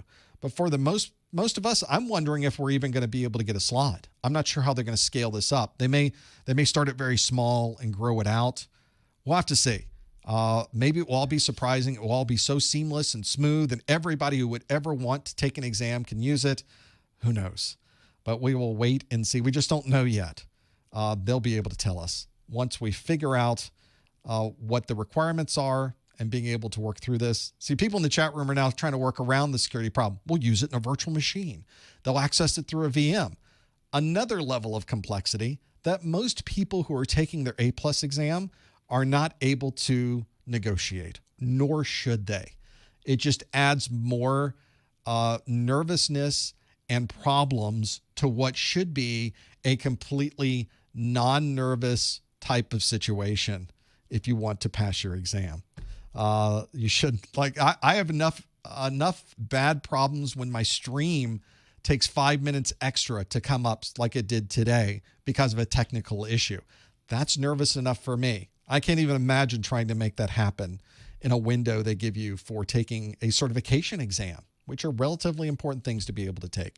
So we will see. We just don't know yet. I can't wait to hear the first people that are able to take it and how it's gone and how many people they're able to support. We'll have to figure out those things as well. So that's my recommendation for you. Take it in a testing center if you can. If you can't, well, then maybe there's some other options you can apply to the things that you'll be working on and being able to work through those. Let's go to the phone calls very quickly and see who is at the 256 area code. Hello, caller. What's your name? Where are you calling from? Hey, this is Cameron, and I'm calling from Huntsville, Alabama. Hello, Cameron. What can we do for you? Well, first of all, thank you for everything you do in preparing us for these exams. You're an absolute legend, so thank you for that. Well, you're doing the hard part, and you're quite welcome. Second off, so I'm looking to change careers by entering IT, and my first step is to take the CompTIA A+ 1001 exam. And I'm sure everybody feels the same way going into it, but my hope is to pass it on the first try so I don't have to spend more money than necessary, especially during these tight times. Yep. So outside of covering the exam objectives, at what point would you advise someone that they are ready to take the exam? Specifically regarding your new practice exam books, is there a percentage of questions you would expect us to get right to indicate we're ready, or is it more of just you'll know when you'll know? Well, it is not a you'll know when you know, fortunately. You do have at least some perspective on what to do. The first thing I tell people always is to go to the exam objectives. And if you can check off on the exam objectives every single one of those topics, then you're ready to go. That at least gives you some feeling. Did I miss something? Can I really not explain a topic as well as I think I should be able to? It's a great way to have at least a summary on the things that are important to know. In my book, there's 90 questions total on a single exam. If you look at the exam requirements from CompTIA, they tell you the maximum number of questions you might get is 90, but many people get fewer than 90. And what we do know on the exam is that some questions are worth more points than other questions. So there's no way to really do a percentage correct because each question is worth a little bit different. But the only thing we have to go with is percentage correct. So in my book, in the very beginning, I describe how many questions fit into the percentages of correct and what the correct response is. Now, on an actual exam, about 85% of those 800 points is where the passing score is for the 1001 exam. So somewhere in there, if you get about an 85, I say that can be considered a passing grade. If you get more than an 85, which means you get more than 81 questions correct, it's over 90% and you're pretty much ready to go. So somewhere between 80 to 90% on this exam is probably where you should be focusing on all of your sample exams, not just this one, but any of them. I think that's a pretty good number to go with. If you can pass that exam, a practice exam with those numbers, 80 to 90%, you'd probably be ready to walk into the exam and take it. If you don't have the money to spend on another voucher, then you may want to shoot for 90% and really make sure you can really lock these topics in before walking in. One of the things I tried to do in my book is try to make questions that were a similar style to what you would find in the A+ exam, which took a little bit of doing because I just finished my Security Plus question book, and the style of questions is a little bit different, but it's a lot different between them. So I really had to have a different voice for this book that made a little more compatibility with the A+ exam because the questions are a little bit more straightforward and a little bit more direct on the A+ exam than they are for Security Plus, fortunately for you. So you're not going to find a ton of complexity, but the questions still require a little bit of reading. They're a couple sentences long, and then you have to make a decision about what they're asking you. And hopefully that can, using that resource and perhaps some others, maybe that will get you to where you need to be. All right. That sounds good. Thank you. Appreciate it, Cameron. Thanks for the call. That's one where it's one of those that you have to kind of feel out as you're taking these exams on am I ready or not. And I think once you get through your first certification exam in the industry, you start to get a feel for, okay, I think I'm ready. I think I'm ready to get to where we need to be. That's one I think can really help you too. So feel free to go through all of those. And the question I have in my test was specifically written to answer that question. Am I ready to take this exam? Well, we'll see. We'll figure out the details of that. Let's go back to the phone calls. The 251 area code. Hi, caller. What's your name? Where are you calling from? Hey, my name is Jeffrey Stamps. I'm calling from, just moved here from Texas, from Alabama. More Bama. Yeah, Talladega, Alabama. It is. Thanks for calling. Raceway. Yes, sir. So I've been a fan of you for a while, but and I bought Udemy courses and also did Next Gen. But anyways, I started out with the CCNA when I first got introduced to it from some people at Raytheon. Okay. And so I was like, okay, I understood. I started taking the CCNA, and I was like, I know the network side of this a little bit, but I didn't understand the hardware side. So I started taking the A+ and started watching your courses. And so now I work at Amazon, and I'm an electrician, and I work on PLCs. That's my background. Okay. So I was like, okay, if I learned this and I learned that they have an IT department and I want to switch over to that as a career to, get a career, not just a job now. And I was wondering, should I get the A+, Network Plus, and CCNA first, or should I just try to just do A+, Network, and Security Plus before I apply for the first job? Because I want to try to at least get my certs in order before I apply. So, just to make sure that, hey, I'm at least in the building now. I'm Right. in the building at least. Yep. And so that's my question more so on the career side of it. I guess the question then would be, what building do you want to be in? And this is the one that's really going to direct where you go with this. If you're moving from a career that is not in IT, electrical, as much as it overlaps into the networking world, and of course, data centers have a huge electrical component associated with them that IT people have to be familiar with. Being an electrician is a completely different world than working in IT. So most of the time, you're going to be starting off in an entry-level position. So it's very common to go into a operations center of some kind or a help desk of some kind to be able to answer phones or work with people at a corporate level And that help desk, usually it's helping people get their software installed, helping people reset their passwords. It's the beginning jobs in IT that help you understand the things you need to know to move up somewhere else. That's usually where the A+ is. That's the A+ exam. Hardware, networking, software, operating systems, a little bit of security thrown in there. That's the world of A+, and that's the very common entry-level point.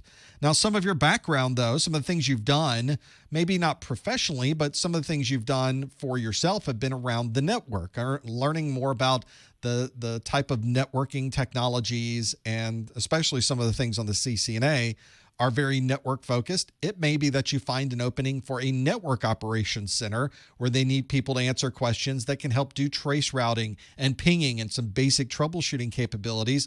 Your skills might lead you there as well. And in that case, Network Plus might be a better fit.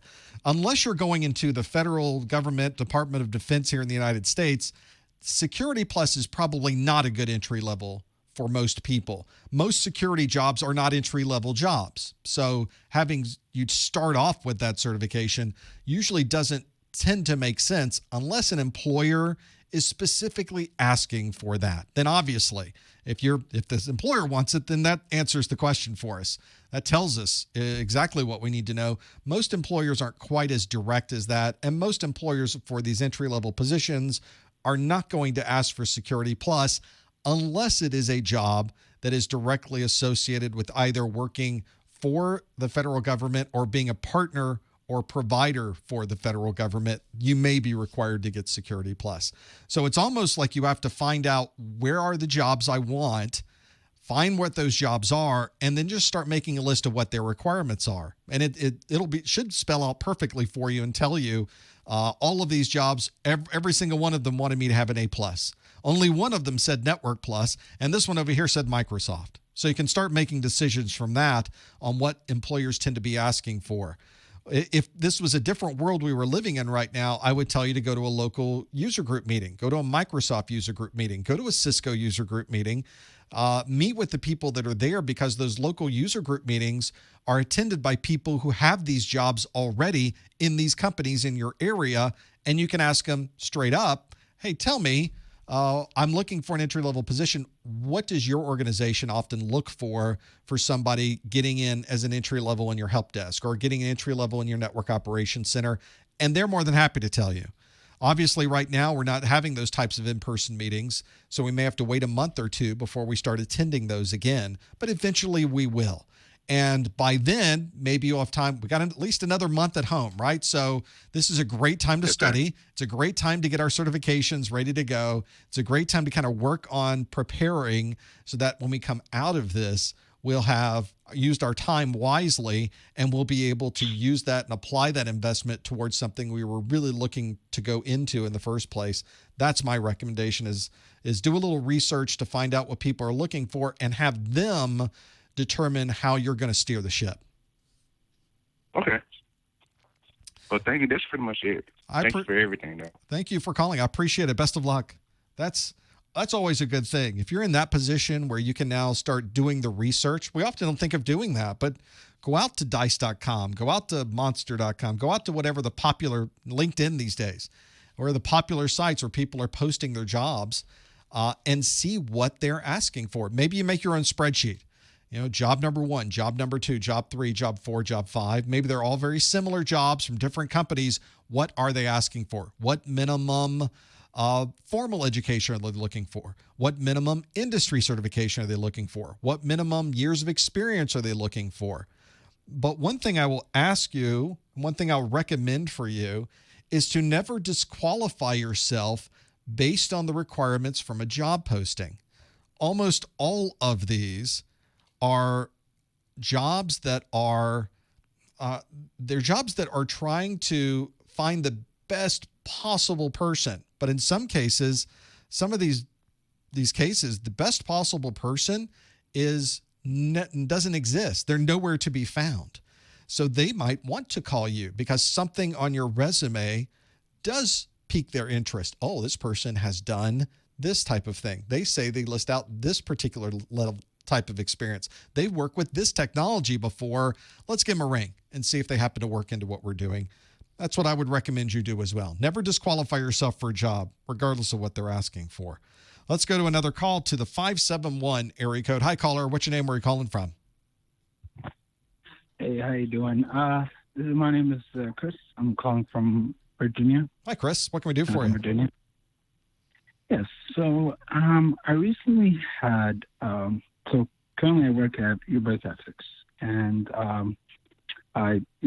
it's my first month, and I got my first laptop to fix, and it has a display issue. Couldn't figure out what it is. It seems like they sent me a picture of the display, and it looks like it was pixelated, but I couldn't figure out really what the issue is. I can't go internally to it. It seems like the display is working fine, but what are the the process of fixing that issue? What are the most common ways or what are the most common problems that it could be? Well, this is where we kind of have to figure out, especially with intermittent problems where it's never something you can turn it on and immediately see what the issue is. You're sort of now working on guesswork. So what it could possibly be? Well, it could be one of two things. We can start very broadly and say it's either hardware or it's either software. Now, fortunately, there are ways to test both of those. Almost all hardware manufacturers will provide some type of hardware diagnostic for their product. If this is built into a laptop, this is usually something from the laptop company. If this is a third-party product in a desktop, there's usually the third party that makes that video adapter has a hardware diagnostic that you can run. And it's usually something you can boot up the computer so that the operating system isn't involved. You're booting up from something that's a clean OS so that no drivers or other weirdness would get involved. And you can run through a hardware diagnostic and see, is it at least causing a problem with their hardware diagnostic program? And that helps you at least understand, is this somewhere we can do some troubleshooting? Is it failing the hardware? Then we know we just need to swap out the hardware. If it's not failing the hardware, we can't necessarily rule out hardware, but we can more strongly disconsider that it could be hardware. Let's focus now on the software side and look at the drivers that are installed and see when this is occurring and monitored temperatures when this thing is running and see if we can find out when these things are happening. And sometimes it's a known problem from the company and the knowledge base. Sometimes it isn't. When you go through all of these, you've installed new drivers, you've reset all the settings, you've tried it from a different operating system and the same thing happens, then it usually takes a call to the manufacturer to say, what do you think this is? And have them do a little bit more of a deep dive into what's going on. Hopefully you're able to figure it out just on the main side. You look at the hardware diagnostic, you look at the software, try a different driver, reset the settings. Usually there is a factory reset, especially for video drivers, and see if you can make it break again. Sometimes you can't. Sometimes you've gone through every possible thing, and now you have to sit with the customer and have them break it. Maybe there's a certain thing they're doing that causes it to break that you aren't doing. It may take a lot more research. I hate those intermittent problems because you never know how long these things are going to take, but at least you should be able to keep cutting it in half, conquering and dividing, and just keep conquering and dividing until you finally get down to what you really think the problem might be. Okay. Yeah, because one of the things they said was that it had they opened multiple tabs, and that's when it happened. That's the only time that it happened. Okay. Well, at least that's a pretty good shot then. We can run some hardware diagnostics, see if it is the hardware. If that comes back clean, now let's try some different things. Does it happen with every browser or just this browser? Does it happen with 5 tabs, 6 tabs, 7 tabs? Is it with certain applications that you're running? So you'll be able to now start breaking it down and figuring out when it's happening and when it isn't, and then maybe focus your troubleshooting process based on what the results are from that. Okay. I think I can go from there. I do appreciate it because I've been stuck on this for like the last 2 days and I couldn't figure out where to start. Those are the worst problems. But when you figure it out, it's very gratifying. So the good point in the chat room that Mike makes is just change one thing at a time. See if you can reproduce it. If they really can reproduce it by opening up 4 tabs or 5 tabs, that's phenomenal. That will help you immensely because now you can reproduce it every single time. And as Mike says in the chat room, change one thing at a time. Go into update the driver. Now try it again. And inside the driver, turn this piece off, then try it again. But only change one thing at a time. It's very involved. It takes a lot of time to do that. You change you want to change more than one thing at a time. We want to get this over with, but it really helps a lot if you go slow and steady to get rid of one thing at a time and take it off your list. It's very methodical, but if you can make it happen, you'll eventually find the thing that's causing the issue. Okay. Good luck, Chris. I think I get it from there. Thank you so much for your time. Best of luck. I almost want to know what the answer is right now. Well, what was it? What's causing the problem? So, Chris, if you figure it out, send me an email. Hit the contact us link at the top of the website, and I'll mention it in the next A+ study group. We'll figure out what it happens to be. Let's go to 678. Hello, caller. What's your name? Where are you calling from? Hi, caller. Hello, my name is Herbert Taylor. I'm from Loganville, Georgia, outside of Atlanta, Georgia. Hello, Herbert. What can we do? Yes, sir. I was calling. I think I put it in the chat. I was curious about using multiple study resources. I'm using you pretty much, and I'm using IT Pro TV and ExamCram, and pretty much I know that even though they're different resources, they also help me pass the alternate resource practice exam. So Sure. I'm just trying to make sure I'm doing that's correct what I'm doing. I don't want to overwhelm myself with 3 different resources. Do you recommend that? There's no wrong answer, but I'll give you sort of the overview that I like to kind of focus on, but then I'll also tell you how everything I will tell you about it doesn't matter.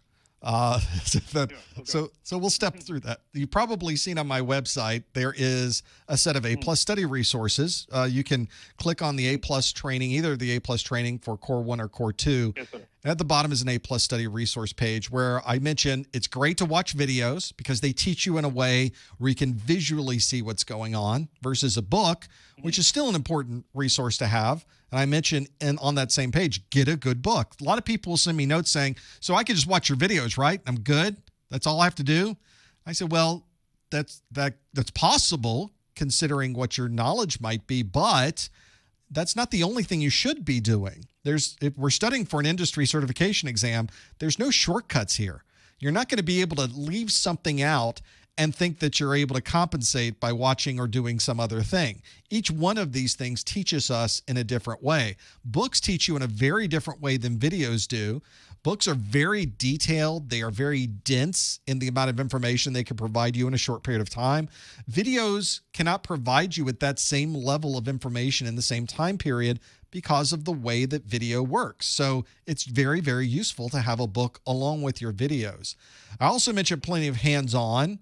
I think that doing the demonstrations on your computer, stepping through and running a ping command, stepping through and doing a trace route command teaches you in a way that a book can't teach you and in a way that a video can't teach you. So I always say the hands-on part gives you the muscle memory. You've already done the ping. You watch the results. This happened on your network. There's something visceral about that. There's something very tactile about that fits in with how you remember it in your brain. So I think doing hands-on labs are very, very useful to do. And then lastly, I wouldn't have written a book of questions if I didn't think it was valuable. Get lots of Q&A. Get as many questions as possible to see if you really learned all these things, to see if you really understood what the videos, the books, and the hands-on were really trying to teach you. And those are the 4 places I tell people to start with: the video, the books, the hands-on, and the Q&A. So I tell everybody, try to get at least one of those.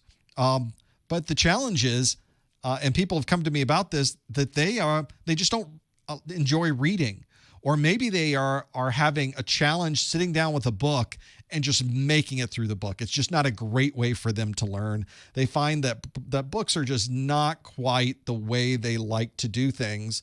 So I tell them, then do videos, but don't just do one video series like you're doing. do multiple video series so you can get different levels of information taught to you in different ways from different people.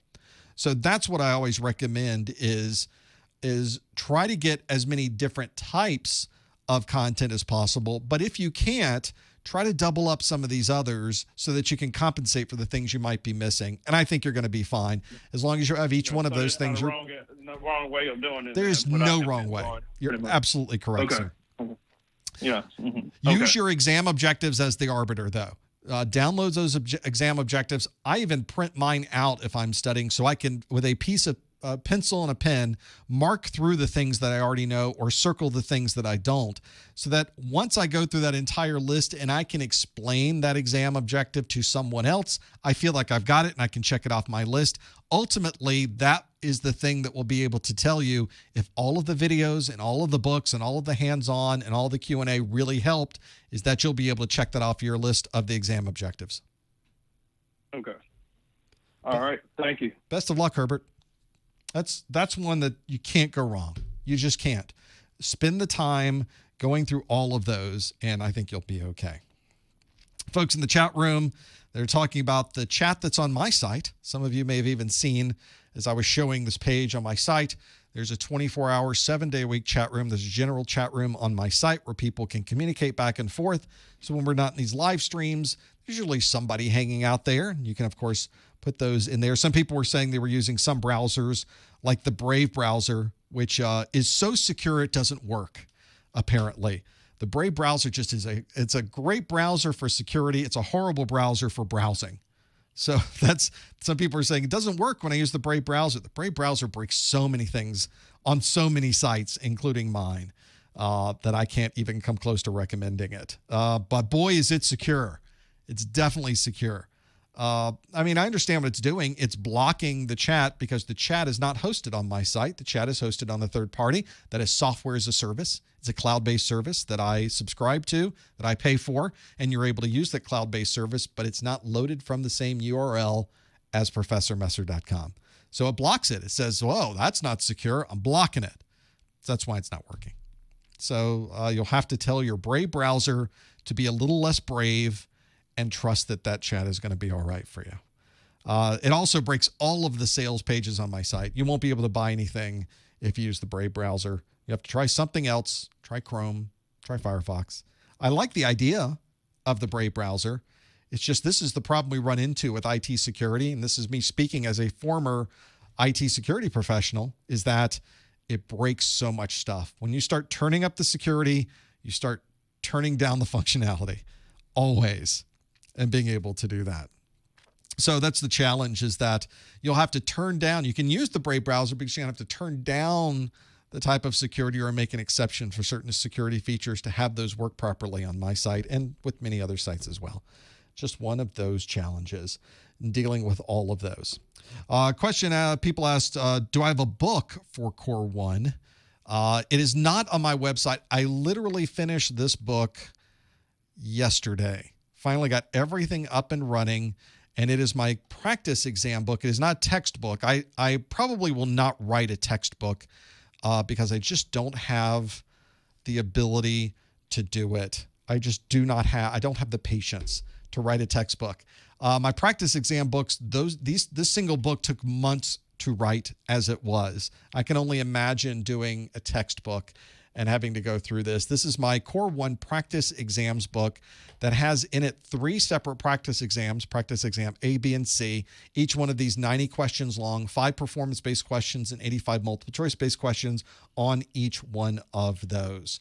So that's why I showed that to you today, so that you'd be able to see all of the different practice exams that are there, some of the performance-based questions, the multiple choice that's there. It is all in the 220-1001 Core 1 Practice Exams book. I don't have an information page for it right now. It's not been built out yet. In fact, I worked on some of that this morning. I'll be working on more of it tomorrow and over the weekend. But I'll be creating a information page so you can see more about what this book is really for. There is a purchase page. So if you saw these things today and you think, I can't wait for that, I want it right now, you can go to ProfessorMesser.com/Core1PE, CORE number 1 PE for practice exam. Core 1 PE. And that will take you to a purchase page where you can buy the practice exams for $25, or you can bundle them with course notes and get both of those for $40, which is a little bit of a discount. So people are asking, are there some sales? I don't really do sales. I try to give everybody the same price so that there's no games with coupon codes or this crazy nonsense I see on the internet where if you're the third person who hits the site, you get a different cost than the fourth person that hits the site. That makes no sense to me. I think everybody should pay the same low price. There shouldn't be one person that somehow logs in with a certain login from a certain place and they get a different price. That makes no sense to me. So that's why I do that. But I'm trying to bundle things together. So if you buy one, it's one price. But if you buy more than one thing, it drops the price. You get a discount for those. That I can absolutely do. But I do it for everybody, not just one person. And this is a good example of that, where the 1001 practice exams is one price. But if you bundle it with the course notes, you get like a $5 discount. You bundle it with the audio, you get a different discount. You bundle all of it together. You want to get the video and the course notes and the practice exams and I'll probably have my exam hacks book. I'll throw that in there. I'll just put everything in one place and we'll have another low price. So it's one that kind of makes sense the more you purchase that sort of thing. That's what people are talking about. It's not a textbook. I don't plan on creating a textbook, but it is a practice exam book. And I put a lot of time and effort in the practice exam book to being the kind of practice exams that I would want to take. So I really spend a lot of time on the explanation of why an answer is right and the explanation of why answers are wrong so that you can read through it. So that if you get it wrong, you're actually learning something about the thing you chose wrong that is probably going to help you on another question, interestingly enough. You can imagine all of those and being able to work through them. And they include all of the topics for the exam. I did the same bundle, the same set of percentages for the practice exams that are listed in the CompTIA exam objectives. So you should have the same number and type of questions distributed in the book to match what an actual exam would be. Now, in reality, the actual exam tends to be a little more random. And because it's more random, you start to see more than one type of question might pop up on another person's exam. Some people get a lot of printer questions and not a lot of questions from the rest of that domain. It's just random. That's randomness. That's the random number generator, RNG. It gets you every time. So that's the kind of thing. So the link for the practice exam is professormesser.com/core1PE, CORE number 1 PE for practice exam. Core 1 PE. The ETA on the Core 2 practice exam, I have no idea. I mean, it took months for me to create the first one. It'll take me some months to create the 1002 practice exam as well. Although I have the structure now. It just takes time for me to sit down. Turns out we got some time right now to sit down and do these things. The reality is that I do this all the time anyway. So this is sort of nothing has changed on my normal workday. I'm always working from home. I'm always doing this. So I will always continue to do this on the Core 2 practice exam too. I would think in a few months, we should at least be closer to giving you an ETA, but it's not going to be next week. It's not going to be in a month. It'll probably be a couple months, three months. I'd love to have it done in 3 months. That would be super awesome if I could get it done in 3 months. So that'll give you an idea of where we are. That means it's probably going to take more than 3 months. Welcome to my world. It's probably going to take more than 3. We'll figure it out. But in the meantime, I didn't even tell you this. In the meantime, we talked about this on the last A+ study group. On my website, can't believe I didn't mention this. On my website, under the Core 1 training, is a Core 1 A+ pop quiz practice section that is currently in the process of being upgraded for the 221,001. So some of you in the last study group are saying, hey, these have not been updated since the 900 series. These are now being updated for the 1000 series. I've got 2 of them there right now. 2 more are going on. I have to go through them. I just put those out there this morning. 2 more are going in. And then I'm going to have 1002 questions go up on there probably this weekend too. I hope to have 4 of those available for the 1002 exam. And I want to build out the Network Plus and Security Plus as well. So I'm going to make separate pages for those too for that. So the people in chat room said that I was going to have more news about my site for new courses, not new courses, but new product. The thing I was going to talk about was the course notes. So that's what the big news is the course notes. Been working on these for months. That's what I've been doing this whole time. For those of you wondering, why is he not doing it? What's going on? Where's the video? That's what's happening. And I'm hoping to do some videos from those questions. I have my website.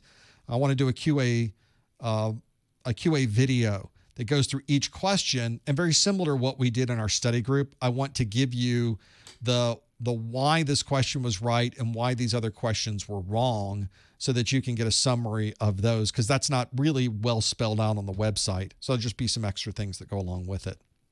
I think that's the good thing to do, is kind of give you different types of content that can kind of help you through the QA part of it. I just find those are so valuable in being able to have that there. In the chat room, a question about subnet masks. If subnet masks are stored on an individual computer, how many can be set in a switch or router? So a subnet mask is effectively associated with an IP address. An IP address and a subnet mask go together. You can't have an IP address without a subnet mask. Can't have a subnet mask without an IP address. They both work together to determine what subnet a particular device is connected to. So every computer has its own IP address and has a subnet mask to go along with it. It's kind of its pair. And so we can go to any device that connects to a network and uses an IP address must also have a subnet mask there too, which makes perfect sense for a router. If you look at a router, routers have at least usually two interfaces on them, one on one side of the router and one on the other side of the router, if you want to think of it that way, where it's connecting two subnets together. So it's got two IP addresses, one for one side of the router and one for the other side of the router. Each one of those IP addresses has a subnet mask associated with it. And so in some ways, a router's IP interface, a router's physical Ethernet interface is not unlike the physical Ethernet interface that's on your workstation. It still needs an IP address. It still needs a subnet mask. It still needs to know how to route that traffic from point A to point B. Very easy to have that there. So switches are a little different because switches don't make routing decisions. Switches make forwarding decisions based on a destination MAC address. So these individual interfaces on a switch don't have an IP address. Therefore, they don't have a subnet mask either. Now there are if you ever get into doing Cisco switches and managing switches, you know that there is an internal address in the switch that we often associate with a switch IP address. That's the address we use to connect to the switch for management, which is not the same as an IP address used to forward traffic. So you do have to parse those things out. It's kind of an extra little IP address we stick on the side of the device just so we can talk to it properly. So you can put it out a remote site and be able to manage it, be able to access it via SNMP, Simple Network Management Protocol, and gather stats and make changes based on those. So that's what those are for. And some folks in the chat room already purchased the book. Thank you so much for purchasing the new practice exam book. I'd love to get your feedback. You're one of the first. Nobody's known about it until I just talked about it.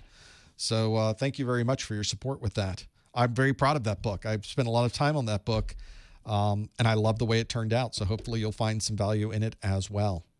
I realize it's a book. A lot of you have sent me notes and saying, this would be great if it was electronic, if this was something I could do online. And I get it. It'd be nice if you could go through and do this as if it was an actual exam experience. Install it, bring it up on your screen and run through it as if you were sitting in front of the exam itself. And I absolutely see value in that. I get exactly where you're coming from. But that means I'm writing a piece of software that is specifically built for a particular thing. It's either built for an operating system, or it's built for a particular browser, or it's built for a particular environment. And that means that other people would not be able to use it. So I kind of made the decision early on, we're just going to make this as a book, because everybody can read a PDF. Everybody can mark down externally to that PDF what they think the answer is. Or if you have an editor, you can edit right on the PDF. If you have a tablet these days, you use your stylus, you can write on the PDF. So there's people that are able to use that. Plus, I'm able to print it as a physical book, because some people would prefer having a physical book instead of having something that's in digital form. So the same physical book and digital PDF are the same thing, and they work the same way, and be able to have it. And I will never have it on a VCE. Never, never, never, never. What an awful format. What a scourge of the industry the VCE format is, and I wish it would go away, and it never will. But you will never see me put it on a platform like that, ever. Ever. I don't think I could be more clear about that one. I think I was pretty straightforward with how I feel about VCE and the way people are using it, and being able to have that there. More questions from the chat room. Why do we put an IP address on a SOHO router or modem then? Well, we use it so we can manage it. We use it so that we can access it from our browser and configure it. But on the back of the device is a switch. The switch isn't using that IP address. The thing that is using the IP address, though, is the routing part, because that device is a router. It is taking an IP address from your ISP. It's performing a network address translation. It's giving you IP addresses on the inside. It's got a DHCP server inside of it. It certainly has a firewall inside of it. Probably has some IP routing functionality and IP forwarding functionality built inside of it, because those devices are more, we call them a SOHO router, but it's really a SOHO router, switch, firewall, intrusion prevention, traffic filtering device. It's so much. And having all of those things there. So that's why it has that IP address in there, because it's doing some pretty extensive routing. And for what it does, pretty darn impressive. It does a lot for us on the IP side. That's why we put an IP address on a SOHO router or SOHO modem, which technically is SOHO CSU DSU, to confuse things even further. That's kind of outside the scope of A+ and Network Plus, isn't it? I guess kind of fits into the Network Plus world with a CSU DSU. And able to have that there. Maybe that will help at least break down some of those ideas. Whenever I try to break down those, it becomes a little bit more of a challenge. So other people are mentioning other IT security things. People are trying to fit the idea of a SOHO router into something that's a little bit more flexible, has more capabilities in it. You may have even seen there's certain modems, certain SOHO routers that you can install open source firmware inside. So you could take what is firmware from Netgear, firmware from Cisco, firmware from these third-party companies, and install your own firmware on it. And often that provides more capabilities. It's questionable. Sometimes it works better than others. I've done this myself with OpenWRT. There's other firmwares that you can load out there. That might be something to play around with. Certainly good for a lab to see how it works for you, where you can use the existing hardware that you got from a third party and now install your own software on top of it to see how it works. Some people have taken it, some people in the chat room are mentioning taking it to the next step, where there are other firewalls that people are making to be able to do this that have it's a solid piece of hardware. It's a purpose-built piece of hardware that has more capabilities, more firewall functionality, more filtering functionality, more antivirus inside of it, more of what we already have inside of our existing SOHO routers. Not a bad idea. I purchased for my home a higher end router so that I would have some of those capabilities. Mine's from Synology.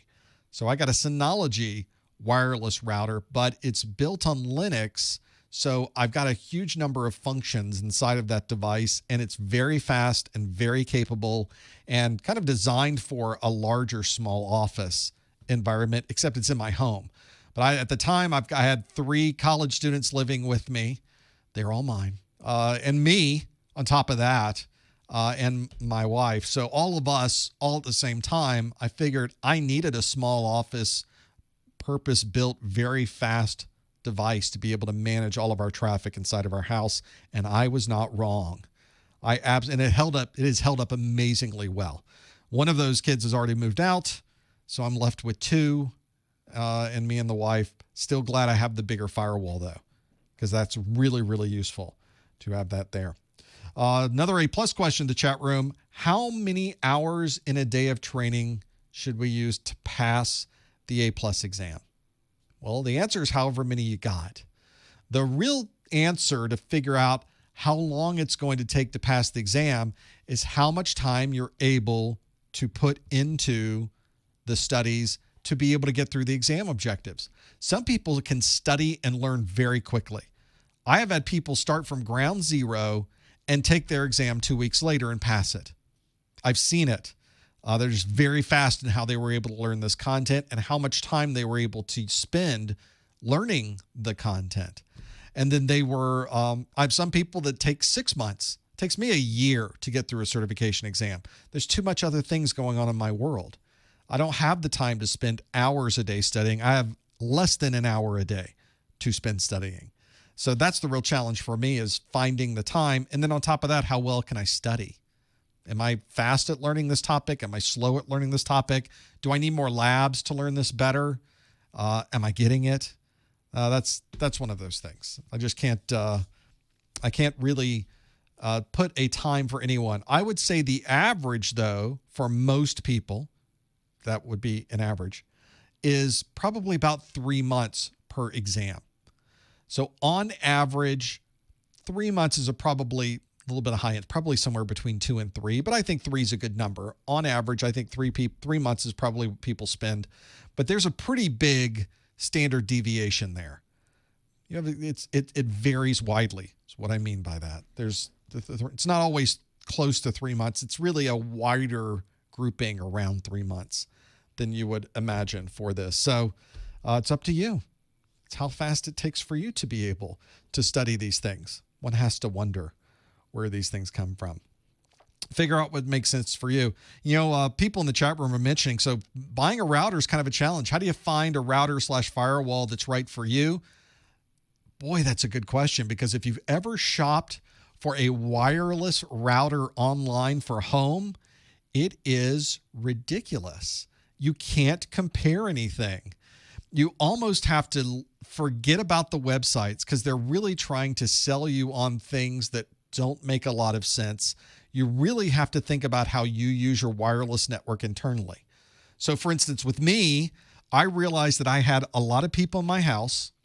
I have at least 4 people using the network simultaneously wirelessly and using some relatively new pieces of equipment. So getting an 802.11 AC router at 5 gigahertz made sense for me, because I was able to do these multiple streaming to multiple devices simultaneously over the same frequency using that multi-user MIMO, the multiple in, multiple out. MU, multi-user MIMO, allows multiple people to use the wireless network simultaneously over the same frequencies. That almost doesn't make sense, but they're able to do it.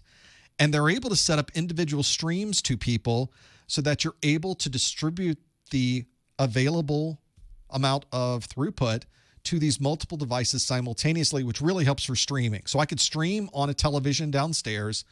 I can have someone streaming to a computer in a different room and streaming to an iPhone somewhere else in the house. And they're all not fighting with each other.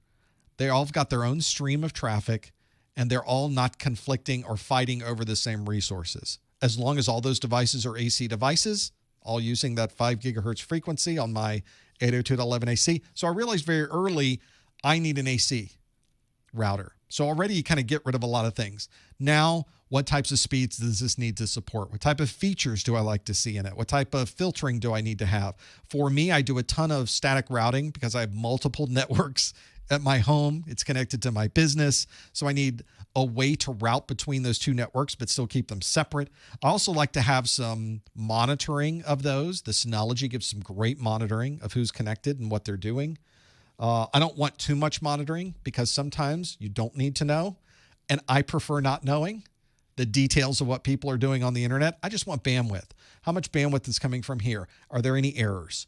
Is there any problem I need to deal with? Otherwise, my children are in college. I don't want to know what they're streaming. I just want to know it's working.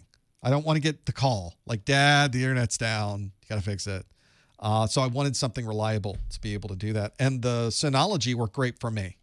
Which Sonology model was it? I'll look it up to figure out exactly the one it was. I think we did this last time, didn't we? I think the one I got was the RT2600 AC. It was. There it is. That's the Synology I have. And I would say I bought it because it looks great, but it's sitting in a closet, so it doesn't matter what it looks like. This one has quad stream, dual band, MIMO, beamforming. Yep, exactly what I want. It's very fast. It costs a lot of money, though. This is not an entry-level router. But boy, it's beautiful, and it does exactly what I need it to do, and it's got fantastic information that it's able to provide. So the way you configure it, the way you set it up, I don't need a ton of the family filtering stuff that's in here. I just need the one that shows me, is it working? Like right here. And it's got some interesting features that I thought I might be able to use later. For instance, you can configure the primary interface to my cable modem as my primary internet, and then you can plug in a separate internet link and tell the router, if this one goes out, use this separate link, which I thought was remarkable. You don't see that on a lot, but this was a device that's really designed for technically a small office, not necessarily home office as much as small office, although it works great for home office. But that's the one that I really thought was an interesting feature. I am not using it at this point, but I can imagine a case, especially here in the studio, where that would be very, very useful to have that there. Another reason I use this, I do not use any access point extenders. There's a number of reasons for that. They're inefficient by design. Instead, I had the luxury of wiring up my home and having cable wired in every room because, as I like to say, wireless doesn't work. So I wired up every single room that I could so that when I did it, I could plug in an access point upstairs and an access point downstairs. So I don't have to do any extensions. I simply have two access points running on different frequencies with the same SSID. And no matter where I roam in the house, I'm able to receive my wireless links over that. So that's what I did, is to be able to have those there. It's a really nice configuration. It runs seamlessly. It works perfectly.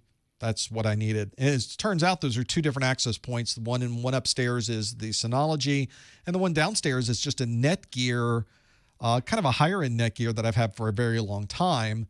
That's also an AC router, and it works extremely well. So I can make sure that it accesses and has ability to be accessed from not just inside the house, but out in the yard as well, which is kind of nice to have that coverage. And then, of course, for the studio is a separate building. The studio is at my house, but the studio has its own network configuration completely, its own internet coming in, its own wireless. It is built to be a standalone, completely independent network configuration than what's going on at home, so that we have uptime like we have today.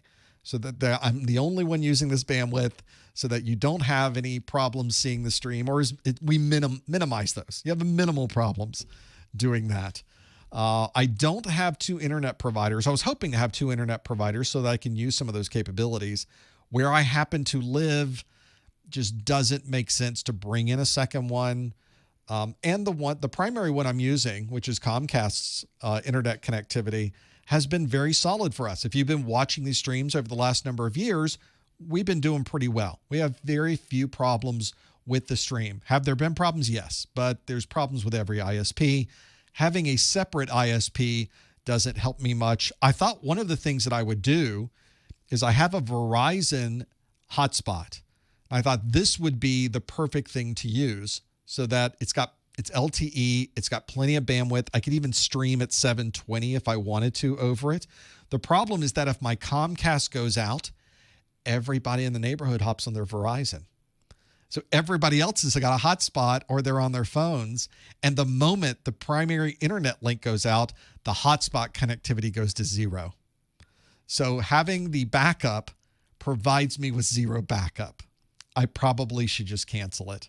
So it was a great idea, but in practical use, didn't work out so well to have that capability. I guess the other option I would have is to maybe have some DSL brought in, but I never wired my home for POTS, for the plain old telephone service. I don't have two wire. I do have some Cat 5 coming in on the side of the house that I could use, but they would have to run the phone line to my house, and there's some logistics there that don't work out to have that there. So bringing in DSL is not really the good idea. I could bring it into my studio. So there is some options there where logistics don't get in the way. But I just haven't, because my primary internet has been so solid that I don't have to worry about it. So thank you, Comcast. When are you ever going to hear that? We're going to hear anybody ever say thank you, Comcast. I just did it. They've been really good. We have had problems with our internet where we've lost our router on a Sunday morning. They've been here at Sunday noon to replace it. So they're really responsive here. You just never know. Sometimes you get a good one. Sometimes you don't. It's worked out here pretty well. And I'm glad for it. Well, thank you so much for being here today. I love the first hour where we do our Q&A. I love the Q&A that we do in the second hour. Who knows what tangents we always get on. That was a good example of one. We do another one of these Friday. So as you're watching this, we're at Wednesday today. I almost have to ask, what day is it again? So that's where we are right now. So not tomorrow, but the next day, let's do another one of these. I've already got the questions ready to go for the 1002. So we will talk about Windows. We'll talk about security. We'll talk about troubleshooting.